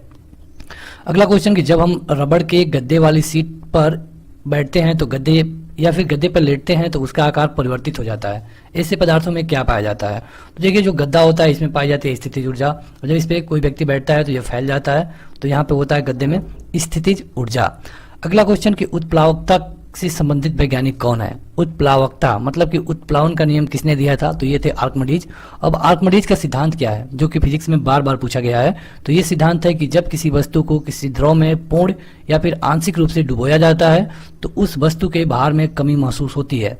वस्तु के भार में यह महसूस कमी या फिर यह आभासी कमी उस वस्तु द्वारा हटाए गए द्रव के भार के बराबर होती है। तो ये है प्लवन का नियम या फिर आर्किमिडीज का सिद्धांत। अगला क्वेश्चन कि पहाड़ी पर चढ़ते हुए एक व्यक्ति आगे की तरफ झुक जाता है, क्यों।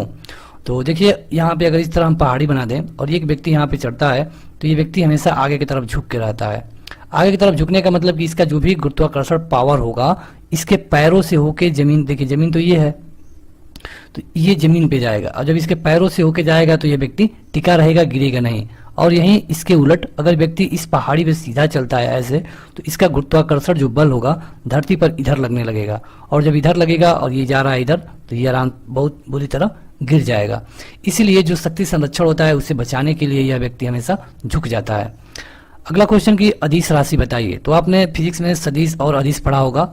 सदिश और अदिश क्या होती हैं? तो सदिश का मतलब कि वे ऐसी राशियां जिनके मतलब जिनको मापने में उनके मतलब कि मात्रा के साथ साथ दिशा को भी बताना पड़े, ये होती हैं सदिश, मतलब दिशा के साथ। अदिश मतलब बिना दिशा के। तो ऊर्जा है, यह क्या है? तो एक अदिश राशि है। इसी तरह अगर आपसे बेग पूछ लिया जाए तो बेग क्या होगा? तो बेग सदिश राशि होगा। अगला क्वेश्चन की बल गुणनफल है। तो जो बल होता है F यह m इंटू ए के बराबर होता है, द्रव्यमान गुणे त्वरण का। त्वरण का मात्रक क्या होता है? आपको पता है, मीटर प्रति सेकंड स्क्वायर। त्वरण होता क्या है?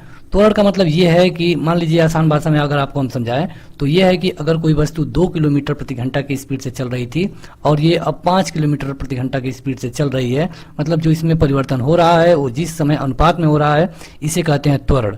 त्वरण का एक उल्टा भी होता है जिसे कहा जाता है मंदन। मंदन कब होगा? जब वस्तु 5 किलोमीटर प्रति घंटा की रफ्तार से चल रही थी लेकिन थोड़ी देर में ये 2 किलोमीटर के हिसाब से चलने लगी, तो यहाँ पे होगा मंदन, मतलब कि कम होना। अगर ये बराबर गति से चलती रहे तो ना तो इसमें त्वरण होगा ना तो इसमें मंदन होगा। तो यहाँ पे हम बात कर रहे थे बल के गुणनफल का, तो बल बराबर होता है ma। आपको जानना चाहिए कि बल बराबर होता है ma, मतलब कि द्रव्यमान गुणे त्वरण। अगला क्वेश्चन कि जब कोई व्यक्ति चंद्रमा पे उतरता है तो उसके शरीर में उपस्थिति भार घट जाती है और मात्रा अपरिवर्तित रहती है। देखिए इसको हम समझा दें आपको। देखिए यहाँ पे जो जी की वैल्यू होती है चंद्रमा पे वही वैल्यू बाई 6 हो जाती है। मतलब कि जो व्यक्ति के अंदर जो इसका द्रव्यमान है m, जो इसका द्रव्यमान है ये तो हमेशा कांस्टेंट रहेगा। जितने किलो का ये धरती पे उतना ही चंद्रमा पर भी रहेगा, क्योंकि वही शरीर, वही हाथ, वही पैर, वही सब कुछ वहां पर भी है। लेकिन जो भार हम निकालते हैं तो भार बराबर हो जाता है mg। तो धरती पे जो g का मान लगेगा चंद्रमा पे वही g का मान कम लगेगा, ये 6 हो जाता है बटे। तो यहाँ पे अगर यह व्यक्ति अगर 10 किलो का है और अगर यहाँ पे g का मान हम 10 रख दें तो ये 100 किलो का हो जाएगा धरती पे। लेकिन जब वहां जाएगा तो ये 10 इंटू 1/6 हो जाएगा, 100 इंटू 1/6 हो जाएगा। यानी कि वहां पे इसका भार कम हो जाता है। क्यों? तो ऐसा इसलिए है क्योंकि वहां पे जो गुरुत्वाकर्षण लगता है वो कम लगता है। तो यही है कि भार घट जाएगा लेकिन उसकी मात्रा नहीं बदलेगी। अगला क्वेश्चन कि किसी पिंड के उस गुणधर्म को क्या कहते हैं जिससे वह सीधी रेखा में विराम या फिर एक समान गति की स्थिति में किसी भी परिवर्तन का विरोध करता है? तो यह है जड़त्व। अब जड़त्व क्या होता है? तो देखिए न्यूटन के पहले नियम को कहते हैं जड़त्व का नियम। अब इस नियम में क्या है? तो इस नियम में यह है कि यदि कोई वस्तु गतिमान अवस्था में है, अब बस ध्यान से सुनिए आपको याद हो जाएगा। यदि कोई वस्तु गतिमान अवस्था में है तो वो गतिमान अवस्था में ही रहना चाहेगी। यदि कोई वस्तु विराम अवस्था में है तो वो विराम अवस्था में ही रहना चाहेगी जब तक कि उस पर कोई बाहरी बल लगा के उसकी पहले की स्थिति को परिवर्तित ना किया जा सके। जैसे कि हम उदाहरण बता दें आपको। एक व्यक्ति गाड़ी में बैठा है, बस में। जब ये बस में बैठा है तो इसका पैर बस से सटा हुआ है और ये चल रही है बस। जब ये बस चल रही है और जब बस अचानक से रुकेगी तो ये व्यक्ति झुक जाएगा किधर को? आगे की तरफ। और इसका झुकने का कारण क्या है? क्योंकि इसका सर और इसका पैर, जो कि बस से कनेक्टेड है पैर लेकिन सर कनेक्टेड नहीं है, अब ये भी बस की गति के हिसाब से चल रहे थे। अब ये लोग चाहेंगे कि हम चलते रहें, लेकिन इनका पैर अचानक रुक गया। और पैर रुकने का कारण क्या है? कि बस रुक गई।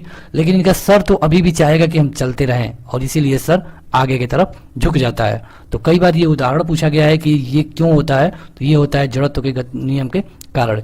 इसी तरह एक घोड़ा वाला उदाहरण पूछा जाता है कि मतलब कि कोई व्यक्ति घोड़े पे बैठा हुआ है और अचानक घोड़ा चलने लगे तो व्यक्ति किधर को गिरेगा? तो अचानक जब घोड़ा चलने लगेगा तो देखिए अगर कोई व्यक्ति यहाँ पे घोड़े पे बैठा है तो यहाँ पे होगा क्या कि ये रुका है तो रुका ही रहना चाहेगा, क्योंकि इसका ये सर है, ये इसका घोड़े से टच है ये पार्ट। अब जब रुका है लेकिन जब घोड़ा अचानक से चलने लगा तो इसके शरीर का जो टच वाला भाग है ये तो अब चलने की स्थिति में है, लेकिन सर वाला भाग अभी भी रुकना चाहेगा, क्योंकि ये जड़त्व का नियम है कि यदि कोई वस्तु रुका है तो वो चाहेगा कि हम रुके रहें। कब तक? जब तक कि उस पर कोई बाहरी बल लगा के उसकी जो पहली स्थिति है उसको ना बदला जाए। तो जब ये घोड़ा आगे को बढ़ेगा तो यह व्यक्ति पीछे को गिर जाएगा। तो यही होता है जड़त्व का नियम। जड़त्व के नियम में बस आपको ये जानना है कि यह न्यूटन के गति का पहला जो नियम है उसको कहते हैं जड़त्व का नियम। और जड़त्व का नियम में यही है कि जो गतिमान रहेगी वो गतिमान रहना चाहेगी, जो रुकी हुई रहेगी वो रुकी हुई रहना चाहेगी तब तक जब तक कि उस पर कोई बाहरी बल लगा के उसे चेंज ना किया जा सके। ये पारसेक क्या होता है? पारसेक किसकी इकाई है? तो ये होती है दूरी की। अब दूरी की एक नॉर्मल इकाई होती है प्रकाश वर्ष। एक वर्ष में प्रकाश द्वारा तय की गई दूरी को प्रकाश वर्ष कहते हैं, और इसमें जब हम 3.26 का मल्टीप्लाई कर देते हैं तो ये हो जाता है पारसेक के बराबर। मतलब कि अगर देखा जाए कि दूरी का सबसे बड़ा मात्रक कौन है तो हो जाएगा पारसेक, अगर ऑप्शन हो तब। अगला क्वेश्चन, यदि एक पेंडुलम की दोलन करने वाली घड़ी को पृथ्वी से चंद्रमा पर ले जाया जाए तो क्या होगा।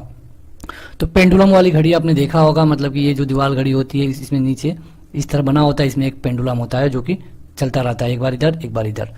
तो इस तरह की घड़ी को अगर आप पृथ्वी पर से चंद्रमा पर ले जाएंगे तो घड़ी पड़ जाएगी सुस्त, और कारण क्या है, वहां का गुरुत्वाकर्षण बल, क्योंकि यहाँ पे गुरुत्वाकर्षण बल कुछ और है और वहां पे ये G/6 हो जाता है। अगला क्वेश्चन की प्रकाश वोल्टेज सेल के प्रयोग से ऊर्जा का स्थानांतरण करने में किसका उत्पादन होता है। प्रकाश वोल्टेज सेल के प्रयोग से सौर ऊर्जा का स्थानांतरण, तो यहाँ पे प्रकाशीय ऊर्जा का उत्पादन होता है। अगला क्वेश्चन की यंग प्रत्यास्था गुणांक का एसआई मात्रक क्या है, तो ये है न्यूटन प्रति वर्ग मीटर। अगला क्वेश्चन की समुद्र में प्लवन करते आइसबर्ग का कितना भाग समुद्र की सतह के ऊपर रहता है। तो देखिए समुद्र कह रहा है कि मतलब अगर समुद्र का पानी हो और इसमें कोई बर्फ का टुकड़ा हम डाल देते हैं तो कितना भाग बर्फ का पानी के ऊपर रहेगा और कितना भाग डूबा हुआ रहेगा। तो ये होता है प्लवन का सिद्धांत। लेकिन यहाँ पे समुद्र वाले कंडीशन में आपको याद रखना होगा कि इसका अगर ये 10 किलो का होगा, अगर ये पिंड, तो इसका 1 किलो तो ऊपर होगा, बाकी 9 किलो पानी में अंदर होगा। तो ये क्वेश्चन दो तरह से पूछा जाता है कि अगर कोई बर्फ का टुकड़ा समुद्र के पानी में तैर रहा है तो कितना भाग पानी के अंदर रहता है, तो कितना भाग रहेगा 9/10, या फिर पूछा जाएगा कितना भाग पानी के ऊपर रहता है तो 1/10। यहाँ पे दोनों क्वेश्चन बनते हैं और यहाँ पे कोई इसमें हार्ड कुछ नहीं है, बस आपको ये देख लेना है कि जो भी होगा 1 भाग ऊपर रहेगा और 9 भाग नीचे रहेगा। अगला क्वेश्चन कि जब कोई नाव नदी से समुद्र में प्रवेश करती है तो क्या होता है। देखिए ये क्वेश्चन तो मतलब अनेकों बार पूछा गया परीक्षाओं में कि मतलब जब कोई नाव है और वो नदी से आ रही है, अगर मान लीजिए ये हम बना दें, तो नदी में अगर ये इतना पानी में डूब के चल रही थी, अगर ये नदी के बाद उसी समय थोड़ी देर के बाद समुद्र में चली जाती है या फिर ले जाई जाती है तो क्या असर पड़ेगा। तो जब ये समुद्र में जाएगी तो ये थोड़ा सा ऊपर होके, यहाँ पे नदी में चल रही थी इतना डूब के, तो समुद्र में इतना ही पे चलने लगेगी, ये कम डूबेगी। और ऐसा क्यों होता है, तो उसका जो मतलब कि घनत्व है उसका अलग अलग है। अगला क्वेश्चन कि पानी का घनत्व अधिकतम क्यों होता है, अधिकतम कब होता है, तो अधिकतम कब होता है 4 डिग्री सेंटीग्रेड पर। मतलब कि 4 डिग्री सेंटीग्रेड पर जो पानी वातावरण के संपर्क में होता है वो बर्फ बन जाता है। तो कभी कभी ये भी क्वेश्चन पूछा जाता है कि मतलब कि जब 4 डिग्री सेंटीग्रेड पे जो बर्फ है वो पानी है वो बर्फ बन जाता है, तो उस समय जो जलीय जीव है वो जिंदा कैसे रहते हैं। तो दरअसल उसमें होता ये है कि जो नदी या फिर तालाब होते हैं उनके जो ऊपर का जो लेयर होता है केवल यही बर्फ बनता है, क्योंकि ये वातावरण से संपर्क में है। जो भाग नीचे का होता है वो पानी ही रहता है, और जो जलीय जीव मछली या फिर जो भी जलीय जंतु होते हैं ये नीचे वाली सतह में जिंदा रहते हैं। अगला क्वेश्चन की वस्तु की मात्रा बदलने पर अपरिवर्तित रहेगा, तो घनत्व हमेशा अपरिवर्तित रहेगा चाहे वस्तु की मात्रा कितना भी बदल दें, क्योंकि ये परसेंटेज पे है, जितना अभी होगा बाद में भी उतना ही होगा। अगला क्वेश्चन कि तैराक को नदी के मुकाबले समुद्री पानी में तैरना आसान क्यों लगता है। तो वही कंडीशन है नाव वाली, क्योंकि वो नाव देख रहे हैं आपकी जो नदी में है ज्यादा डूब के चल रही है, लेकिन यदि यही समुद्र में चली जाती है तो उतना नहीं डूबना पड़ता है, वो कम ही डूबने में चल जाती है। तो अब जितना पानी से इसका अटैचमेंट रहेगा उतना ज्यादा इसको लोड लगाना पड़ेगा आगे बढ़ने के लिए। वही कंडीशन होता है समुद्र में तैरते समय भी। तो एक ही चीज आपको समझ लेना है इस तरह के प्रश्नों के लिए कि जब भी कोई भी चीज मतलब नदी या फिर व्यक्ति नदी में रहेगा तो उस कंडीशन में उसको ज्यादा लोड लगाना पड़ेगा और वो ज्यादा डूब के चलेगा, लेकिन अगर वही समुद्र में जाता है तो कम डूबता है। और ऐसा क्यों होता है, तो घनत्व के कारण। अगला क्वेश्चन कि यदि पृथ्वी का द्रव्यमान वही रहे और त्रिज्या 1% कम कर दी जाए तब पृथ्वी के तल पे जी का मान कितना होगा। तो पहले ये जानिए कि जी की वैल्यू होती कितनी है। तो वैसे तो नॉर्मली 10 मीटर पर सेकंड लिखा जाता है, लेकिन सही मात्रा में 9.8 मीटर पर सेकंड होता है। ये गुरुत्वीय त्वरण है। तो यहाँ पे जो जी की वैल्यू होती है, अगर पृथ्वी का द्रव्यमान वही रखा जाए और त्रिज्या 1% कम कर दी जाए तो जी की वैल्यू में क्या होगा, 2% वृद्धि हो जाएगी। यहाँ पे देखिए इस तरह जो भी इसमें मैथमेटिकल के क्वेश्चन बनते हैं ये बार बार एक ही चीज पूछे जाते हैं। ऐसा नहीं है कि अगले बार आपसे 2% पे पूछ लेगा। यहाँ पे ये जो क्वेश्चन है कई बार इसी रूप में पूछा गया है। सिर्फ आपको थोड़ा सा याद करना होगा कि अगर 1% की कमी होगी रेडियस में तो उसका जो जी की वैल्यू होगी 2% इंक्रीज हो जाएगी। अगला क्वेश्चन की ऊंचाई की जगहों पर 100 डिग्री सेल्सियस के नीचे के तापमान पर क्यों उबलने लगता है। अब यहाँ पे इस क्वेश्चन में ये कह रहा है कि अगर हम धरती पे पानी को गर्म करते हैं तो उसके लिए हमें 100 डिग्री सेल्सियस की तापमान चाहिए, लेकिन अगर हम इसे हिमालय पे ले जाएं या फिर और ऊंची जगहों पे ले जाएं तो ये कम ही तापमान में उबलने लगता है। मतलब कि इसका जो बॉइलिंग पॉइंट है वो लो हो जाता है। ऐसा क्यों है, तो यहाँ पे ऐसा क्यों है, इसलिए है कि जहाँ वहाँ पे वायुमंडलीय दाब है कम लगता है। जब वायुमंडलीय दाब कम लगेगा तो उस कंडीशन में जो इसका बॉइलिंग पॉइंट है वो नीचे आ जाएगा। अगला क्वेश्चन कि कोणीय संवेग एवं रेखीय संवेग के अनुपात की बीमा क्या होती है। तो देखिए ये जो बीमा वाला है ये आपको पढ़ाया गया होगा। तो कोणीय संवेग और रेखीय संवेग मतलब कि संवेग है तो दोनों का बीमा एक ही होता है, ये होता है m0L1T0। अगला क्वेश्चन की विद्युत मात्रा की इकाई क्या होती है। तो विद्युत मात्रा की इकाई होती है एम्पियर। अगला क्वेश्चन कि एसआई पद्धति में लेंस की शक्ति की इकाई क्या होती है। तो अभी इसी एसआई पद्धति की बात हो रही थी शुरू में। तो इस एसआई पद्धति में जो लेंस की शक्ति होती है इसे नापते हैं डायोप्टर में। डिनोट किससे करते हैं, पी से। अब इसमें अगर उत्तल लेंस होगा तो उसकी क्षमता क्या होगी, हमेशा प्लस। अवतल लेंस होगा तो उसकी क्षमता क्या होगी, हमेशा माइनस। अब उत्तल लेंस का प्रयोग हम कब करते हैं। तो उत्तल लेंस का मतलब होता है कि जो उत्तल लेंस होता है ये किसी भी किरण को नजदीक लाता है। जब नजदीक लाता है इसका मतलब कि व्यक्ति को दूरदृष्टि दोष है। व्यक्ति को अगर दूरदृष्टि दोष है तो उस कंडीशन में उसको दूर का वस्तु दिख रहा है, नजदीक का वस्तु नहीं दिख रहा है, तो उस कंडीशन में हम लगाएंगे उसे उत्तल लेंस। अगर उसे अवतल लेंस लगाने का मतलब ये है कि उसको निकट दृष्टि दोष है, और जो निकट दृष्टि दोष होता है इसको मायोपिया भी कहा जाता है। अगला क्वेश्चन कि लोहे की सुई पानी की सतह पे तैरती है, इस परिघटना का कारण क्या है। तो लोहे की सुई वैसे तो पानी पे कम, लेकिन अगर जो Hg होता है, पारा होता है, इसमें अच्छे तरीके से तैरती है। तो देखिए तैरने का सीधा सीधा कारण ये है कि जिसका घनत्व तो मतलब कि ज़्यादा होगा वो नीचे रहेगा। और एक चीज़ और होता है, अगर पानी की बात हो रही है तो सरफेस टेंशन। सरफेस टेंशन मतलब कि पृष्ठ तनाव, और पृष्ठ तनाव के कारण जो लोहे की सुई होती है पानी या फिर पारा में तैरती है। अब सरफेस टेंशन से कई क्वेश्चन पूछे जाते हैं, जैसे कि सरफेस टेंशन से ये भी पूछा जाता है कि अगर कहीं जल में मच्छर हैं तो ये उसके ऊपर तैरते रहते हैं, क्यों। तो क्योंकि पानी के ऊपर एक सरफेस टेंशन बन जाता है और मच्छर इसी पे आसानी से तैर जाते हैं, ये उसमें डूबते नहीं हैं। इन्हें डूबने के लिए अगर इसमें मिट्टी का तेल ऐड कर दिया जाए तो ये जो सरफेस टेंशन होता है ये टूट जाता है, और ये जो मच्छर होते हैं इसमें गिर जाते हैं, पानी में वो डूब जाते हैं। अब सरफेस टेंशन का एक उदाहरण और पूछा जाता है कि जो वर्षा की बूंदें होती हैं वो गोलाकार क्यों होती हैं, ये किसी और आकार में क्यों नहीं होती हैं। तो इसका भी बस एक ही कारण है, क्या, सरफेस टेंशन। यहाँ पे हम जितने उदाहरण आपको दे रहे हैं सारे परीक्षाओं में पूछे जाते हैं। ये भी कभी कभी आपसे पूछा जाता है कि मतलब हमें गर्म खाना ज़्यादा अच्छा लगता है जो ठंडा खाना है उसके अपेक्षा। तो इसका भी वही कारण है कि जो गर्म खाना होता है जब हमारी जीभ पे पड़ता है तो वहाँ पे सरफेस टेंशन के कारण ही ये ज़्यादा हमें स्वादिष्ट लगता है। एक चीज़ और होता है, जब हम मतलब स्नान करते हैं तो वहाँ पर भी यही कंडीशन होती है। अगर हम नॉर्मली पानी से नहाते हैं तो वो पानी हमारे शरीर के ऊपर जो धूल कण का सरफेस टेंशन बना होता है उसके ऊपर से ही पानी निकल जाता है और हमें ऐसा फील होता है कि हमने अच्छे से स्नान नहीं किया है। लेकिन अगर वहीं पे हम साबुन यूज कर देते हैं तो साबुन हमारे शरीर पे गंदगी के बने सरफेस टेंशन को तोड़ देता है, और जब वो टूट जाता है तो पानी अंदर तक काम करता है। तो इस कंडीशन में हमको कुछ अच्छा ज़्यादा फील होता है और हमें लगता है कि हमने अच्छे तरीके से स्नान कर लिया है। तो इन सब का कारण बस एक ही है, सरफेस टेंशन मतलब कि पृष्ठ तनाव। तो यहाँ पे इससे कई क्वेश्चन पूछे जाते हैं घुमा फिरा के। अगला क्वेश्चन कि ब्लास्टिंग पेपर द्वारा स्याही के सोखने में शामिल है। तो ये होता है कि कोशिकीय अपक्रिया परिघटना। अब देखिए जो कोशिकीय अभिक्रिया परिघटना है इससे भी क्वेश्चन पूछा जाता है कि जो लैंप है और लैंप की बत्ती में तेल तो यहाँ रहता है लेकिन यहाँ पे पहुंच जाता है, क्यों, किस कारण। तो ये होता है कि इसकी क्रिया के कारण, कैपिलरी क्रिया कहते हैं इसको। तो यहाँ पे इसका एक उदाहरण बार बार पूछा गया है कि जो किसान है नमी को बचाने के लिए खेत की जुताई क्यों कर देता है। तो जो खेत होता है इसमें अगर कोई चीज़ हम बो दिए थे एक साल से अगर ये जुटा नहीं गया है तो वहाँ पे कैपिलरी बन जाती है, इसमें नली बन जाती है किसकी क्रिया। तो और इसमें से जो नीचे का पानी है वो वाष्पीकृत होता रहता है। तो इस नीचे वाले पानी को बचाने के लिए हमें जो ये कैपिलरी बनी है इन्हें तोड़ना जरूरी है। तो इन्हें तोड़ने के लिए हम खेत की जुताई करवा देते हैं, और जब खेत की जुताई हो जाती है तो जो ये जितनी भी नली बनी है सब टूट जाती हैं। तो ऊपर की नमी तो खत्म हो जाती है लेकिन जो जमीन के नीचे की नमी है वो बच जाती है। तो किसान इसी को बचाने के लिए जुताई करवा देता है। अगला क्वेश्चन कि द्रव में आंशिक या पूर्ण रूप से डूबे हुए किसी ठोस द्वारा प्राप्त उछाल की मात्रा किस पे निर्भर करती है।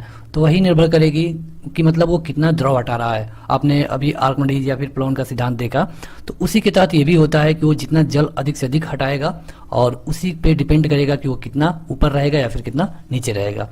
अगला क्वेश्चन कि जल पृष्ठ पर लोहे के टुकड़े के न तैरने का कारण क्या है। मतलब कि जब जो जल होता है इस पे अगर हम लोहे की एक नाव रखें तब तो ये तैरती है, लेकिन अगर एक लोहे का टुकड़ा रखें तो वो नहीं तैरता है। तो ऐसा इसलिए है कि जो लोहे द्वारा विस्थापित जल का भार है लोहे के भार से कम होता है, इसीलिए ये नहीं होता है। अगला क्वेश्चन कि बेग, संवेग और कोणीय बेग की कैसी राशियां हैं। तो ये है सदिश। सदिश का मतलब अभी हमने आपको बताया, सदिश का मतलब वो कि जिसमें दिशा का भी ज्ञान हो। अदिश का मतलब क्या, जिसमें दिशा का ज्ञान ना हो। तो सदिश और अदिश कई बार परीक्षाओं में पूछी जाती हैं। जैसे ऑप्शन दे दिया जाएगा कि इसमें से कौन सदिश नहीं है, और 3 ऑप्शन रहेंगे, एक गलत रहेगा, वही आपको सिलेक्ट करना होगा। तो वीडियो अभी बाकी है, लेकिन उससे पहले जो लोग अभी तक इस वीडियो को लाइक नहीं किए हैं, आपको बता दें कि वीडियो के नीचे एक लाइक का बटन है, आप उसे दबाकर इसे जरूर लाइक कर दें। अगला क्वेश्चन है कि यदि हम भूमध्य रेखा से ध्रुव की ओर जाते हैं तो जी के वैल्यू पे क्या डिफरेंस होगा। तो भूमध्य रेखा मतलब कि अगर हम भूमध्य रेखा के करीब है और जी के मतलब कि ध्रुवों की तरफ जाते हैं, आपको पता होगा कि धरती पे 2 पोल है, एक है नॉर्थ पोल और एक है साउथ पोल। तो अगर हम इनमें से किसी की तरफ जाएंगे तो जी की वैल्यू पे क्या डिफरेंस होगा। तो देखिए जो जी की वैल्यू है पोलों की तरफ जाने पे क्या होता है, बढ़ती है। पोल से अगर आप भूमध्य रेखा की तरफ जाते हैं तो जी की वैल्यू क्या होगी, घटेगी। अगला क्वेश्चन कि शरीर का वजन कहाँ पे अधिकतम होता है। तो जाहिर सी बात है कि जहाँ पे जी की वैल्यू अधिक होगी वहाँ पे जो आपका वजन होगा वो बढ़ेगा, क्योंकि वजन का मतलब क्या होता है। तो वजन का मतलब होता है mass into gravity, m into g. तो आपका m तो स्थिर रहेगा, मतलब जितना बड़ा आपका हाथ है, जितना बड़ा पैर है, शरीर है, इसका जो अपना मास है वो तो सेम रहेगा। लेकिन जब ये सेम रहेगा, आपको एक उदाहरण से समझा दें, यदि m बराबर है आप 10 ले लेते हैं और एक जगह g की वैल्यू 10 है और एक जगह g की वैल्यू 5 है, तो ये अगर एक जगह है और एक b है, तो अगर यहाँ पे 10 है तो 10 गुणे 10 हो जाएगा, मतलब कि ये व्यक्ति का भार 100 किलोग्राम लगेगा और यहाँ पे व्यक्ति का भार केवल लगेगा 50 किलोग्राम। तो आप देख रहे हैं कि व्यक्ति तो वही है, उसका मास तो वही है, 10 किलो यहाँ पर भी था, 10 यहाँ पर भी है, लेकिन जी की वैल्यू यहाँ पे 10 है और यहाँ पे जी की वैल्यू 5 है। तो अब आपको ये जानना है कि जी की वैल्यू कहाँ पे कम होती है। तो जो जी की वैल्यू होती है भूमध्य रेखा पे कम होती है, और ज्यों ही हम ध्रुव की तरफ बढ़ते हैं तो वहाँ पे जी की वैल्यू क्या होती है, बढ़ती है। तो जाहिर सी बात है कि जब जी की वैल्यू बढ़ेगी तो वजन भी बढ़ेगा। तो इसी क्वेश्चन में अगले में वही है कि शरीर का वजन ध्रुवों पे अधिकतम होता है। अगला क्वेश्चन कि एक अंतरिक्ष यात्री पृथ्वी तल की तुलना में चंद्र तल पर अधिक ऊंची छलांग लगा सकता है, क्यों। तो इसके लिए कारण हम बता चुके हैं कि देखिए अगर यहाँ पर भी धरती पर भी गुरुत्वाकर्षण बल ना रहे तो हमको कम प्रयास में ज़्यादा दूरी तय कर सकते हैं। हम यहाँ से अगर चलते हैं तो हमें गुरुत्वाकर्षण बल के द्वारा बार बार रोका जाता है, जिसे हम घर्षण कहते हैं। आपने फ्रिक्शन का नाम सुना होगा, घर्षण का, तो ये होता है घर्षण।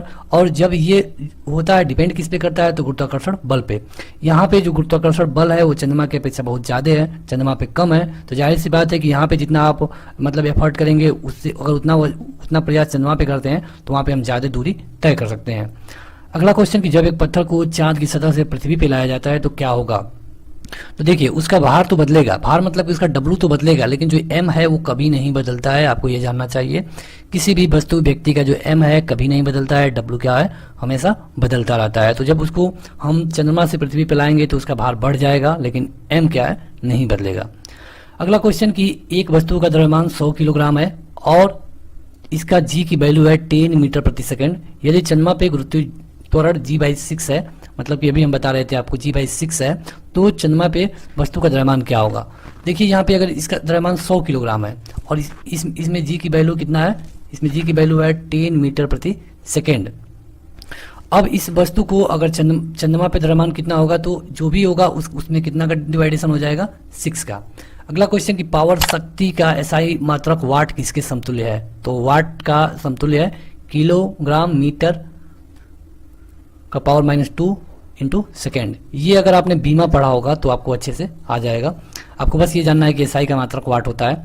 अगला क्वेश्चन कि भारहीनता की अवस्था में एक मोमबत्ती की ज्वाला का आकार क्या होगा। तो अगर भारहीनता की स्थिति आती है तो ज्वाला का आकार में कोई डिफरेंस नहीं आता है। अगला क्वेश्चन कि एक केस नली की में जल की अपेक्षा एक तरल पदार्थ अधिक ऊंचाई पर चढ़ता है, इसका कारण क्या है। तो वहाँ पे जो तरल पदार्थ है उसका सरफेस टेंशन जल की अपेक्षा अधिक होता है। इसलिए आप देखेंगे कि जो लालटेन पहले यूज होती थी उसमें जो तेल प्रयोग होता था, मिट्टी का तेल या फिर इसको केरोसिन कहा जाता था, वो जल्दी आसानी से ऊपर पहुंच जाता था।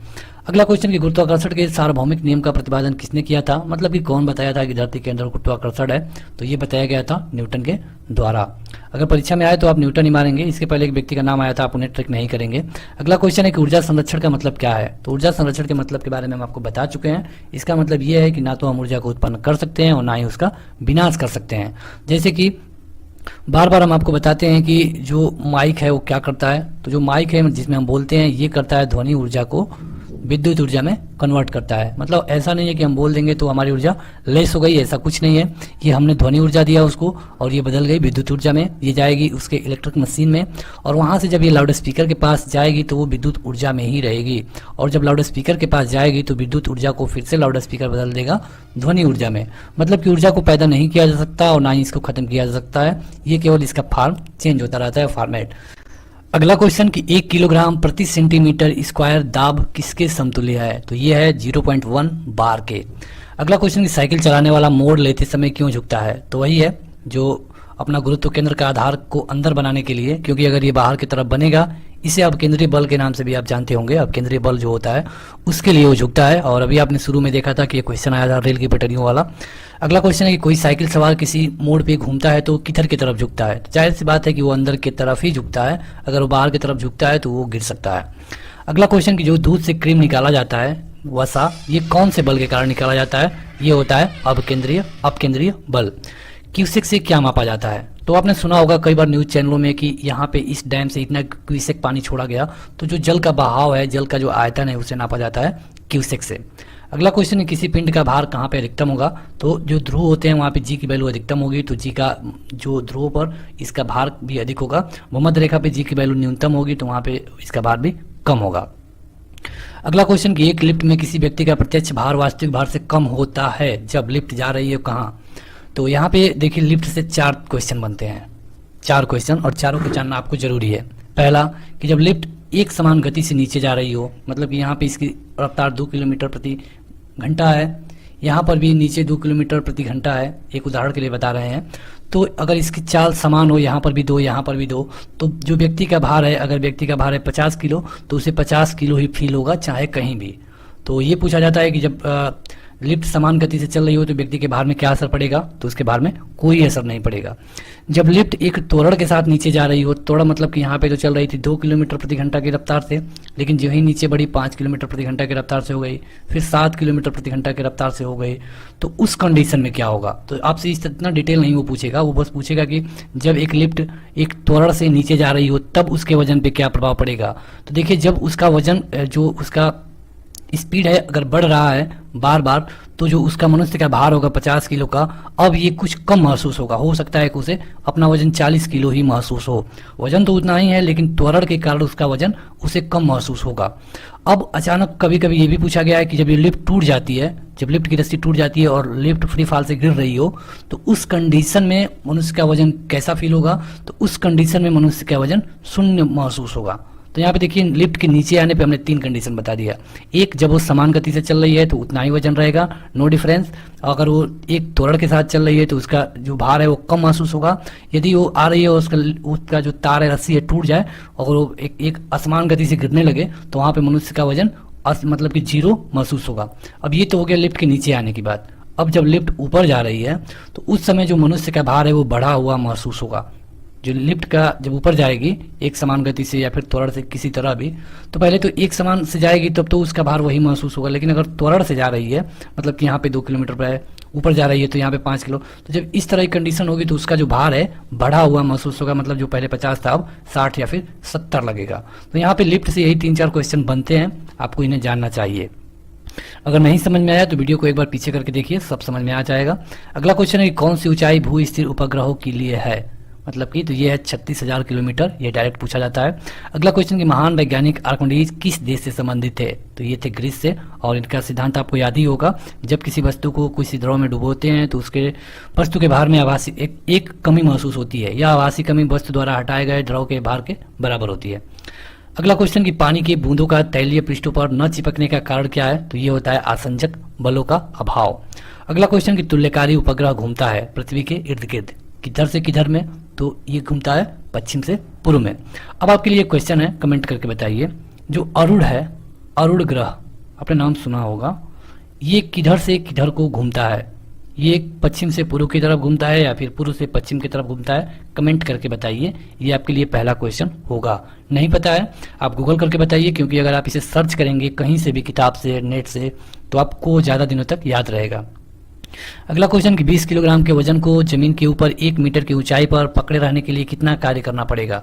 तो देखिए अगर कोई 20 किलोग्राम या 50 किलोग्राम इसको अगर ऊपर आप पकड़े हैं, केवल इसको आप पकड़े हैं, तो यहाँ पे कोई कार्य नहीं कर रहे हैं। जैसे कि कहा जाता है कि यदि कोई व्यक्ति कोई 50 किलो का वजन लेके खड़ा है तो वो कोई कार्य नहीं कर रहा है तब तक कि जब तक कि उसमें कोई प्रतिस्थापन ना हो। प्रतिस्थापन मतलब कि दूरी तय ना हो। जैसे F × D होता है, मतलब कि D मतलब कि डिस्टेंस हो गया, तो अगर कोई आपको डिस्टेंस तय करना जरूरी है, लेकिन यहाँ पे ये व्यक्ति केवल पकड़ा हुआ है, खड़ा है तो वहाँ पे D की वैल्यू हो गई 0। जब D की वैल्यू हो गई 0 तो जब 0 का F में मल्टीप्लाई होगा तो हो जाएगा 0, यानी कोई कार्य नहीं करता है। यहाँ पे 0 जूल की ऊर्जा होगी। अगला क्वेश्चन कि एक व्यक्ति एक दीवार को धक्का देता है, उसे विस्थापित करने में असफल रहता है, तो वो कितना कार्य करता है। तो हमने अभी आपको बताया कि जो ये कार्य होता है एफ इंटू डी के इक्वल टू के बराबर होता है, ठीक, इक्वल टू होता है। अब वो बल तो लगा रहा है, मान लीजिए कि वो 20 का बल लगा रहा है, लेकिन जो डी की वैल्यू है, दीवार को धक्का तो देता है लेकिन वो उसे विस्थापित नहीं कर पाता, मतलब कि डी में कोई चेंज नहीं हुई। हम एक दीवार पे बल लगा रहे हैं लेकिन डी अपने जगह पे ही है, थोड़ा सा भी नहीं हिला, मतलब कि जो विस्थापन हुआ, जो दूरी हमको मिलनी चाहिए वो 0 मिल गई। मतलब हमने कितना काम किया, तो 0 काम किया। अगर यही 1 मीटर दीवार खिसक गई होती, टूट गई होती, तो यहाँ पे कुछ कार्य होता, लेकिन जब कोई विस्थापन नहीं हुआ तो यहाँ पे कोई कार्य नहीं हुआ, मतलब कि 0 जूल। उसी तरह ये भी था, उसी तरह ये भी क्वेश्चन है। अगला क्वेश्चन कि पहिए में बॉल बियरिंग का क्या कार्य है। तो स्थैतिक घर्षण को गतिज घर्षण में बदलने के लिए जो पहिया होते हैं उनमें बॉल बियरिंग प्रयोग किया जाता है। तो वीडियो में आगे बढ़ें उससे पहले जो लोग लाइक नहीं किए हैं जरूर लाइक कर दें, क्योंकि आपके लाइक से ही मोटिवेशन मिलेगा। और आप हमें कमेंट करके तो जरूर बताइए, सभी लोग कम से कम एक कमेंट किया करिए आप लोग कि आपको ये वीडियो कैसी लग रही है। अगला क्वेश्चन कि जल के आयतन में क्या परिवर्तित होगा यदि तापमान 9 डिग्री सेंटीग्रेड से गिरकर 3 डिग्री सेंटीग्रेड कर दिया जाए। तो देखिए, जब 9 डिग्री सेंटीग्रेड से गिर करके वो 3 डिग्री आएगा तो बीच में पड़ेगा 4 डिग्री। यहाँ तक जब वो आएगा तो आयतन पहले घटेगा, जब 4 डिग्री पे आएगा फिर यहाँ से जब आयतन जाएगा तो फिर बढ़ेगा, मतलब आयतन पहले घटेगा और बाद में बढ़ेगा। कहाँ तक, तो 4 तक। अगला क्वेश्चन कि एक झील में तैरने वाली इस्पात की नाव द्वारा प्रतिस्थापित जल का भार कितना होता है। तो ये आर्किमिडीज का सिद्धांत है, ये उतना ही जल हटाएगी जितना कि उसके भार में कमी महसूस होगी। अगला क्वेश्चन कि लोलक घड़ियां गर्मियों में सुस्त क्यों हो जाती हैं। तो देखिए, यहाँ पे जो लोलक होता है उसमें जो लटका हुआ होता है इसकी लंबाई बढ़ जाती है और इसको दोलन करने में समय बढ़ जाता है, इसीलिए जो घड़ियां होती हैं सुस्त हो जाती हैं। अगला क्वेश्चन कि न्यूटन की गति के तीसरे नियम के अनुसार क्रिया तथा प्रतिक्रिया से संबंध बल कैसा होता है। तो देखिए, ये न्यूटन का जो तीसरा नियम है आपने सुना होगा, क्रिया प्रतिक्रिया का नियम। मतलब अगर हम कोई बंदूक चला रहे हैं, गोली जा रही है आगे, तो बंदूक हमको पीछे को धक्का देती है। जब एक जो तैरने वाला व्यक्ति होता है पानी को जितना तेजी से पीछे की तरफ धक्का देता है वो उतना ही तेजी से आगे बढ़ता है। तो ये हमेशा भिन्न भिन्न दिशा में लगता है, जैसे कि आप अगर पानी को पीछे ठेलेंगे तो पानी आपको आगे ढकेलेगा। तो ये होता है न्यूटन का तीसरा नियम। अगला कि प्रत्येक क्रिया के बराबर एवं विपरीत दिशा में एक प्रतिक्रिया होती है। यह कौन सा नियम है, तो यह न्यूटन की गति का तीसरा नियम। यदि लोलक की लंबाई 4 गुनी कर दी जाए तो लोलक के झूलने का समय कितना हो जाएगा, तो ये 2 गुना हो जाता है। अगला क्वेश्चन कि यदि लिफ्ट में बैठे हुए व्यक्ति को अपना भार कब अधिक मालूम पड़ता है। तो जब लिफ्ट, देखिए, जब लिफ्ट एक समान गति से ऊपर जाएगी तब तो उसके भार में कोई डिफरेंस नहीं आएगा। जब लिफ्ट एक त्वरण से ऊपर जा रही है, मतलब यहाँ पे 2 है और यहाँ पे 5 हो गया किलोमीटर, तब उसको अपना भार ज्यादा महसूस होगा। अगर वही नीचे जा रहा हो तो कम महसूस होगा, रस्सी टूट जाए तो 0 महसूस होगा। तो अभी हम इसके बारे में पूरी अच्छी तरह बता चुके हैं, 1 मिनट अगर आप पीछे करके वीडियो को देखें तो। अगला क्वेश्चन कि एक व्यक्ति पूर्णतः चिकने बर्फ के क्षैतिज समतल के मध्य में विराम स्थिति में है, न्यूटन के कौन से या फिर किन नियमों का उपयोग करके वह अपने तट पर आ सकता है। तो मतलब कि अगर वो बर्फ में पड़ा हुआ है या फिर कहीं पर भी है तो उसको न्यूटन का तीसरा नियम लगाना चाहिए, क्योंकि वो अगर ये मानिए कि अगर वो पानी में है तो वो कैसे बाहर आएगा। तो न्यूटन का तीसरा नियम, पानी को जितना तेजी से पीछे धक्का देगा पानी उसे उतना तेजी से आगे बढ़ाएगा। अगला क्वेश्चन कि पेंडुलम को चंद्रमा पर ले जाने पर उसकी समाअवधि क्या होगी। तो बढ़ेगी, क्यों बढ़ेगी, तो जी के वैल्यू के कारण। अगला क्वेश्चन कि सूर्य पर ऊर्जा का निर्माण कितना होता है, कैसे होता है। तो अभी हम बता चुके हैं कि सूर्य पे जो ऊर्जा का निर्माण होता है वो नाभिकीय संलयन के कारण होता है। नाभिकीय संलयन पे क्या होता है, तो ये होता है हाइड्रोजन बम। अगला क्वेश्चन कि शून्य में स्वतंत्र रूप से गिरने वाली वस्तु का क्या असर पड़ेगा। शून्य में स्वतंत्र रूप से अगर कोई वस्तु गिराई जाए, मतलब कि वहाँ पे कोई नहीं है, वातावरण नहीं है, वहाँ पे कोई वस्तु गिराई जाए तो वहाँ पे उसमें त्वरण होगा। जैसे जैसे वो जी के कंट्रोल में आती जाएगी वो बढ़ती रहेगी। अगला क्वेश्चन कि 2 वेक्टरों जिनका मान अलग अलग है उनका परिणाम में 0 नहीं हो सकता। मतलब कि 2 वेक्टर हैं, एक 5 है एक 4 है, तो ये अगर अलग अलग दिशा में भी हैं तभी इनका परिणामी अगर निकालेंगे तो 1 होएगा। अगर ये एक दिशा में है तब तो ऐड हो जाएगा। मतलब कि 0 होने के लिए क्या जरूरी है, तो 0 होने के लिए जरूरी है कि ये दोनों बराबर हो और विपरीत दिशा में हो। अगला क्वेश्चन कि एक कण का द्रव्यमान यम है, संवेग p है, तो इसकी गतिज ऊर्जा कितनी होगी, p²/2m।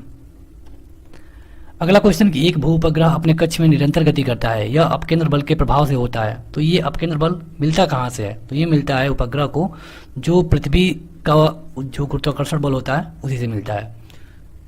अगला क्वेश्चन कि घड़ी के स्प्रिंग में भंडारित ऊर्जा कहाँ से आती है। तो घड़ी के स्प्रिंग में जो भंडारित ऊर्जा रहती है ये स्थितिज ऊर्जा रहती है जो बाद में गतिज ऊर्जा में कन्वर्ट हो जाती है। अगला क्वेश्चन कि पानी से भरी हुई डाट बोतल जमने पर टूट जाती है, क्यों। तो देखिए, जो पानी से अगर हम किसी बोतल को पूरा फुल भर दें, इसे ढक्कन लगा दें, तो जब ये जमेगा पानी, जब ये पानी जमेगा तो ये आयतन इसका बढ़ेगा, जब आयतन बढ़ेगा तो ये टूट जाएगा। अगला क्वेश्चन कि लैंप की बत्ती में जब तेल चढ़ता है तो ये कैसे होता है, तो ये होता है कैपिलरी क्रिया के कारण, और अभी हमने बताया कि खेत की जुताई इसीलिए कराई जाती है। अगला क्वेश्चन कि एंगस्ट्राम क्या मापता है, तो एंगस्ट्राम से मापा जाता है तरंग दैर्ध्य। आपने एंगस्ट्राम या फिर माइक्रोन पढ़ा होगा। एंगस्ट्राम बराबर होता है 10⁻⁻10 मीटर। माइक्रोन की वैल्यू क्या होती है कमेंट करके बताइए, ये आपके लिए दूसरा क्वेश्चन होगा। पहला क्वेश्चन हम पहले ही पूछ चुके हैं, दूसरा क्वेश्चन है कि माइक्रोन की वैल्यू कितना होती है। अगला क्वेश्चन कि पीसा की ऐतिहासिक मीनार तिरछी होते हुए भी नहीं गिरती है, क्यों? तो यहाँ पे कोई भी वस्तु तब तक नहीं गिरेगा जब तक कि उसका जो गुरुत्वाकर्षण केंद्र है, गुरुत्वाकर्षण बल है, वो सही ढंग से लगेगा तो वस्तु नहीं गिरेगा। अगला क्वेश्चन कि एक ऊंची इमारत से एक गेंद 9.8 मीटर प्रति सेकंड के एक समान त्वरण के साथ गिराया जाता है, तो 3 सेकंड बाद उसका वेग क्या होगा? तो देखिए 3 सेकंड बाद है तो इसमें 3 का मल्टीप्लाई हो जाएगा, 9.8 इंटू 3 बराबर हो जाएगा 29.4 मीटर प्रति सेकंड। अगला क्वेश्चन कि जल में तैरते रहना न्यूटन की गति के किस नियम के कारण संभव है? तो हमने अभी बताया कि यह तीसरा नियम है, क्रिया प्रतिक्रिया का नियम। अगला क्वेश्चन कि दलदल में फंसे व्यक्ति को लेट जाने की सलाह क्यों दी जाती है? अगर कोई व्यक्ति दलदल में फंस गया है तो उसे कहा जाता है कि आप लेट जाइए, क्यों? क्योंकि देखिए जो उसके पैर का जो क्षेत्रफल है वो कम है, और जब क्षेत्रफल कम रहेगा तो धंसता जाएगा जमीन में। ठीक, अगर यही क्षेत्रफल ज्यादा हो जाएगा तो इसका जमीन में धंसना कम हो जाएगा। तो यहाँ पे क्षेत्रफल अधिक होने के कारण दाब कम लगेगा, क्योंकि आप देखेंगे कि अगर उसका वजन 50 किलो है तो 50 किलो केवल इतने भाग पे लग रहा है, पैर वाले भाग पे, तो ये ज्यादा तेजी से काम करेगा। अगर ये लेट जाता है तो 50 किलो इतने भाग पे लगेगा, क्योंकि वजन तो उतना ही रहेगा, तो उस समय वो नहीं डूबता है और चाहे तो राउंड होके बाहर आ सकता है। अगला क्वेश्चन कि बर्फ के 2 टुकड़ों को आपस में दबाने पर टुकड़े आपस में चिपक जाते हैं, क्यों? तो क्योंकि दाब अधिक होता है और बर्फ का गलनांक इससे घट जाता है। अगला क्वेश्चन कि पृथ्वी के गुरुत्वाकर्षण का कितना भाग चंद्रमा के गुरुत्वाकर्षण के सबसे नजदीक है? तो ये 1/6। अगला क्वेश्चन है किसी पिंड के द्रव्यमान तथा भार में अंतर होता है, क्यों? क्योंकि यह द्रव्यमान स्थिर रहता है जबकि भार परिवर्तनशील रहता है। यदि किसी भी स्थिर या गतिशील वस्तु की स्थिति और दिशा में तब तक कोई परिवर्तन नहीं होगा जब तक कि उस पर कोई बाह्य बल न लगाया जाए, तो ये न्यूटन का पहला नियम, और इसको जड़त्व का नियम भी कहते हैं। अगला क्वेश्चन कि पानी के एक गिलास में एक बर्फ का टुकड़ा तैर रहा है, तो जब बर्फ पिघलेगी तो उसके पानी स्तर पे क्या प्रभाव पड़ेगा? तो यहाँ पे गिलास है, यहाँ पे पानी है, यहाँ पे बर्फ का टुकड़ा तैर रहा है, तो ये जब इसमें पूरी तरह गल जाएगा तभी भी जो आयतन है उतना ही रहेगा। यही क्वेश्चन एक बार पूछा जाता है दूसरे तरह से कि अगर एक लोहे का पदार्थ है उस पर जंग लगती है तो उसका भार बढ़ेगा या फिर नहीं बढ़ेगा या फिर उतना ही रहेगा? तो उसका भार बढ़ जाएगा, जब जंग लग जाती है तो उसका भार बढ़ जाता है। अगला क्वेश्चन कि यदि किसी सरल लोलक की लंबाई 4% बढ़ा दी जाए तब इसके आवर्तकाल पे क्या असर होगा? तो अगर सरल लोलक की लंबाई को आप 4% बढ़ा देंगे तो उसका जो आवर्तकाल है वो 2% कम हो जाएगा। अगला क्वेश्चन, कक्षा में अंतरिक्ष यान में भारहीनता का अनुभव का कारण क्या है? तो भारहीनता के अनुभव का कारण ये है कि इसमें जो बाहरी गुरुत्वाकर्षण बल होता है, इसके बाहरी बल के मतलब कि आपने देखा होगा कि कोई व्यक्ति जब अंतरिक्ष में जाता है तो उस पर कोई गुरुत्वाकर्षण बल नहीं लगता है, मतलब कि पृथ्वी का गुरुत्वाकर्षण बल वहां पे पहुंच ही नहीं पाता है और वो भारहीनता का अनुभव करता है। अगला क्वेश्चन, यदि किसी कालीन की सफाई के लिए यदि उसे छड़ी से पीटा जाए तो उसमें कौन सा नियम लागू होता है? तो ये होता है गति का पहला नियम, न्यूटन की गति का पहला नियम, जिसे जड़त्व का नियम भी कहते हैं। इसमें क्या है कि कोई अगर कालीन है तो यहाँ पे उसमें जो कण है गंदगी के वो पड़े रहेंगे, जब इसे हम डंडे से पीटेंगे तो क्या होगा, यहाँ पे कालीन तो इधर उधर होगा लेकिन जो कण है वो हमेशा एक जगह रहना चाहेंगे, और जब वो रहना चाहेंगे तो अब उनका जगह चेंज होगा और वो जमीन पे गिर जाएंगे। तो ये होता है, और यही उदाहरण एक अलग तरीके से पूछा जाता है कि जब पेड़ पे फल लगे हैं और जब हम पेड़ को हिलाते हैं तो वो क्यों गिर जाते हैं? तो ये है जड़त्व का नियम या फिर न्यूटन के गति का पहला नियम। अगला क्वेश्चन की सड़क पर चलते रहने की अपेक्षा बर्फ पे चलना कठिन है, तो क्यों? तो बर्फ पे घर्षण कम होता है और जहाँ पे घर्षण कम होगा हमको चलने में उतना ही परेशानी होगी। लोलक का आवर्तकाल किस पे निर्भर करता है? तो अभी आप देख रहे थे कि जब जब लोलक बढ़ रहा था तो इसका आवर्तकाल बढ़ जा रहा था। अगला क्वेश्चन की प्रकाश वर्ष किसकी इकाई है? तो यह है दूरी का। हालांकि सबसे बड़ी इकाई क्या होती है? पारसेक, मतलब कि क्या होता है 3.26 प्रकाश वर्ष।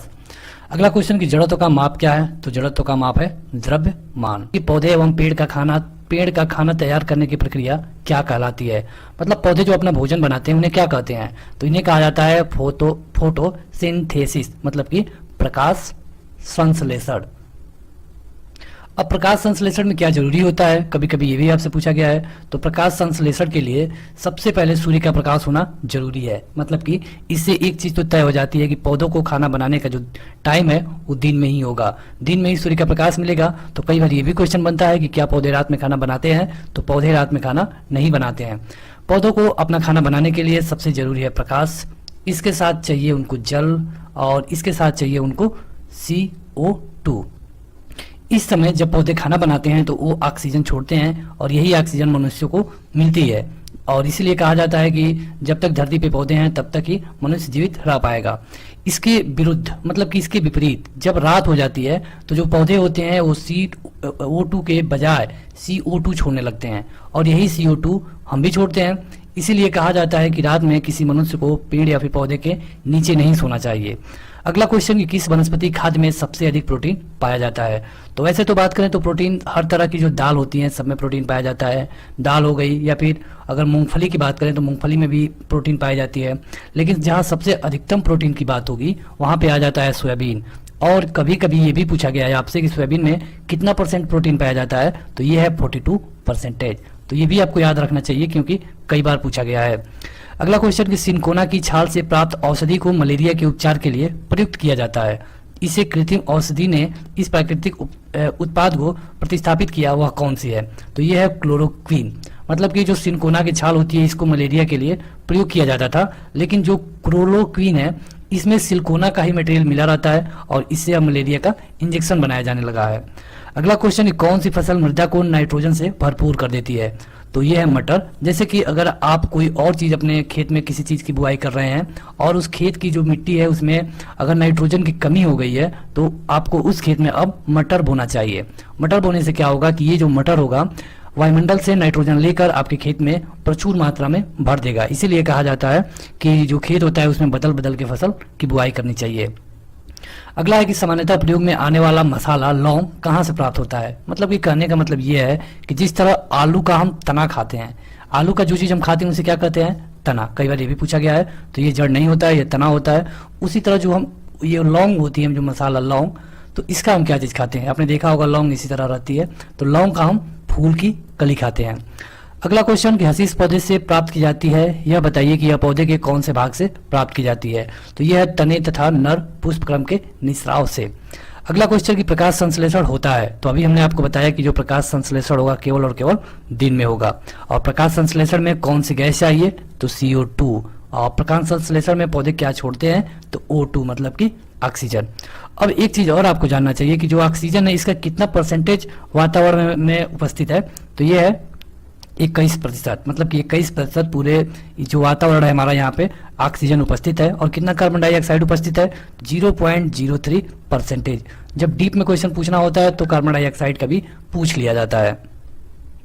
अगला क्वेश्चन कि फूल गोभी में पौधे का उपयोगी भाग कौन सा है। मतलब कि जो फूल गोभी होता है इसमें हम पौधे का कौन सा भाग खाते हैं, तो जो उसका फूल होता है उसी को हम खाते हैं।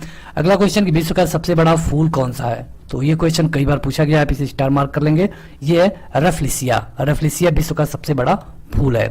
अगला क्वेश्चन कि जीवन चक्र की दृष्टि से पौधे का सबसे महत्वपूर्ण अंग कौन सा है। तो सबसे महत्वपूर्ण अंग है फूल, क्योंकि फूल ही एक ऐसा चीज है जो लगभग हर एक पौधे में होता है। कई पौधे ऐसे होते हैं जिन पे फल नहीं लगता है, या कई तो ऐसे होते हैं जिन पे पत्तियां ही नहीं होती है, लेकिन जो फूल होता है किसी न किसी रूप में जरूर उपस्थित होता है।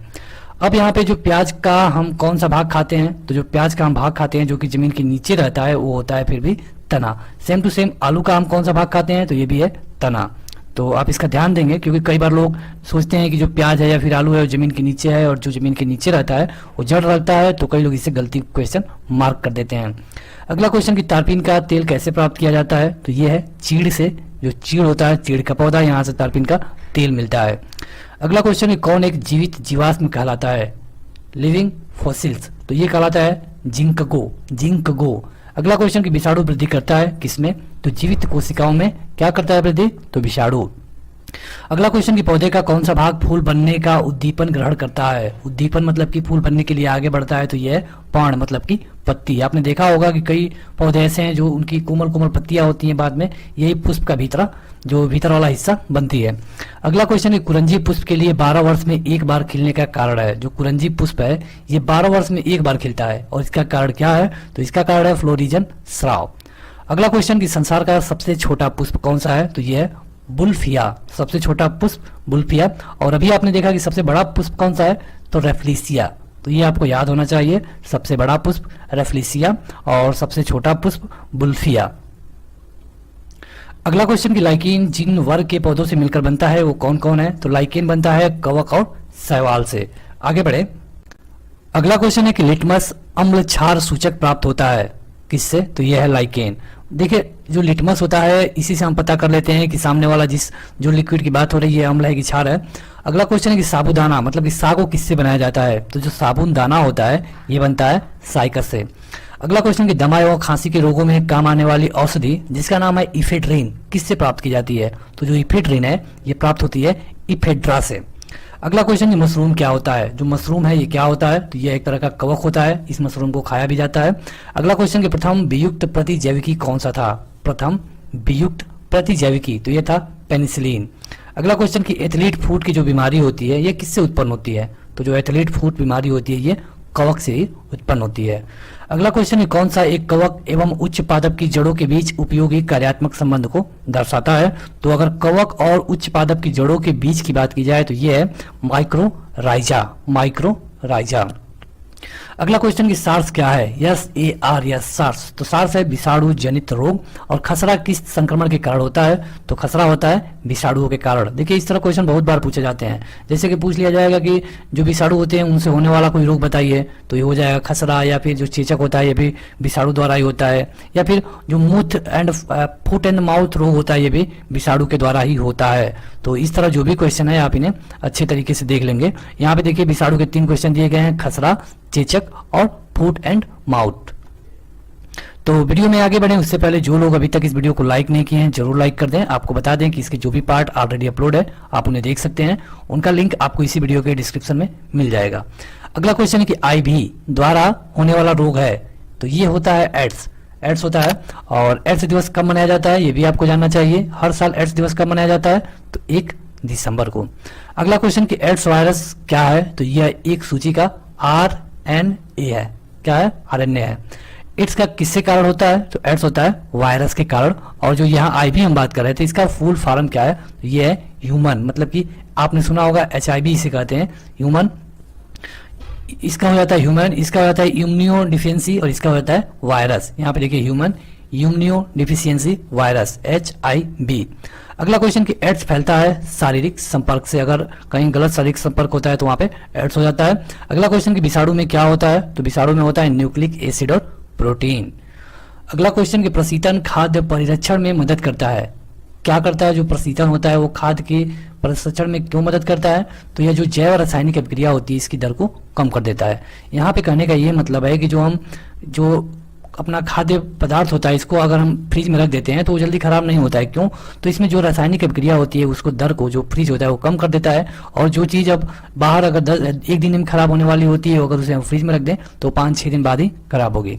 अगला क्वेश्चन कि जैव निम्नीकृत अपशिष्ट को किसकी सहायता से उपयोगी पदार्थ में रूपांतरित किया जा सकता है, तो यह है जीवाणु। और जो दूध खट्टा हो जाता है इसका कारण क्या होता है, तो जो दूध खट्टा होता है ये भी जीवाणु के कारण ही होता है। अगला क्वेश्चन कि दूध से दही के रूप में जमने का कारण क्या है, तो दूध जो दही के रूप में बन जाता है इसका कारण है लैक्टोबैसिलस, ये कई बार पूछा जा चुका है, लैक्टोबैसिलस। अगला क्वेश्चन कि एक्स बायोलॉजी में किसका अध्ययन किया जाता है, एक्स बायोलॉजी, तो एक्स बायोलॉजी में अध्ययन किया जाता है बाह्य ग्रहों और अंतरिक्ष में जीवन का, मतलब ग्रहों तथा अंतरिक्ष में कैसा जीवन होगा ये चीज के अंतर्गत अध्ययन किया जाता है, इसे कहते हैं एक्स बायोलॉजी। अगला क्वेश्चन कि पुष्पों का जो अध्ययन किया जाता है इसे क्या कहते हैं, तो पुष्पों के अध्ययन को कहा जाता है एंथ्रोलॉजी। अगला क्वेश्चन कि बैक्टीरिया में पाया जाने वाला प्रकाश संश्लेषी आशय क्या कहलाता है, यह है वर्ड किलवक। और अगला क्वेश्चन कि हैजा किसके कारण होता है, तो हैजा होता है जीवाणु के कारण। अगला क्वेश्चन कि तपेदिक का कारण क्या है, तो तपेदिक होता है बैक्टीरिया के कारण। और अगला कि नर पुष्प और स्त्री पुष्प दोनों को जन्म देने वाले पादप क्या कहलाते हैं, तो जो दोनों को जन्म देते हैं वे कहलाते हैं उभयलिंगी स्त्री। अगला क्वेश्चन कि वह विज्ञान जिसका संबंध जीवधारियों के अध्ययन से है क्या कहलाता है, तो जिस विज्ञान में जीवधारियों के बारे में बात होगी वो हो जाएगा जीव विज्ञान। फाइकोलॉजी में किसका अध्ययन किया जाता है, फाइकोलॉजी, तो ये यहाँ होता है शैवाल का, एल्गाई का। और अगला क्वेश्चन कि पर्यावरण का अध्ययन जीव विज्ञान की कौन से शाखा के तहत किया जाता है, तो ये है पारिस्थितिकी। तपेदिक उत्पन्न करने वाला जीवाणु कौन सा है, तपेदिक मतलब कि टीबी, तो ये है माइक्रोबैक्टीरियम। और माइक्रोबैक्टीरियम के कारण होता है टीबी यानी कि तपेदिक। अगला क्वेश्चन कि पत्ती के लाल रंग, नारंगी और पीला रंग के कारण क्या है, तो जो पत्ती में लाल, नारंगी या फिर पीला होता है ये होता है कैरोटीनाइड के कारण। अगला क्वेश्चन कि यदि एक जीवाणु की कोशिका प्रति 20 मिनटों में विभाजित होती है तो 2 घंटे में कितने जीवाणु बनेंगे, तो देखिए ये 20 घंटे में विभाजित हो जाती है, मतलब कि 20 मिनट में विभाजित होती है। तो अगर एक यहाँ पे रहेगी तो 20 मिनट बाद हो जाएगी 2, ठीक। अगर 20 मिनट में 2 होती है तो 40 मिनट में कितनी हो जाएगी? 4, और 60 मिनट में कितनी हो जाएगी? 8। और इसी तरह जब ये 2 घंटे तक रहेगा तो आप देख रहे हैं कि क्रिया ये कितनी तेजी से बढ़ रही है, तो 2 घंटे में हो जाएगा 64। अगला क्वेश्चन कि नाइट्रोजन यौगिकीकरण में कौन सी फसल सहायक होती है? तो जो फली वाले फसल हैं जैसे कि मटर आपने देखा, तो इससे जो नाइट्रोजन है आपके खेत में बढ़ जाता है। नाइट्रोजन स्थितिकरण में लेग हीमोग्लोबिन का क्या कार्य होता है? तो ये होता है ऑक्सीजन का अवशोषक। अगला क्वेश्चन ये कौन सा रोग बैक्टीरिया के कारण होता है? तो ये है तपेदिक, अभी आपने देखा था ये क्वेश्चन। और अगला क्वेश्चन की जो जीव विज्ञान है इसके जनक मतलब कि फादर ऑफ बायोलॉजी किसे कहा जाता है? तो ये है अरस्तु। किसे कहा जाता है? तो अरस्तु को। अगला क्वेश्चन की जीव विज्ञान के जनक कौन है? जूलॉजी के, तो ये है अरस्तु। और जीव विज्ञान यहाँ पर भी आपने देखा, लेकिन ये जंतु विज्ञान है तो जंतु विज्ञान के जनक भी अरस्तु ही है। वनस्पति विज्ञान के जनक कौन है? तो ये है थियोफ्रेस्टस। चिकित्सा शास्त्र के जनक कौन है? तो हिप्पोक्रेट्स। मतलब कि ये सब डायरेक्ट क्वेश्चन है, इसमें आपको एक्स्ट्रा फैक्ट क्या बताना, यहाँ पे आपको सबको याद ही करना होगा। एंटीबायोटिक्स अधिकांशतः कहाँ से मिलता है? तो जीवाणुओं से। एंटीबायोटिक काम क्या करता है? तो ये आपके शरीर में प्रतिरक्षा में काम में आता है। अगला क्वेश्चन है किस पेड़ की छाल से मसाले को नाइट्रोजन से भरपूर कर देती है?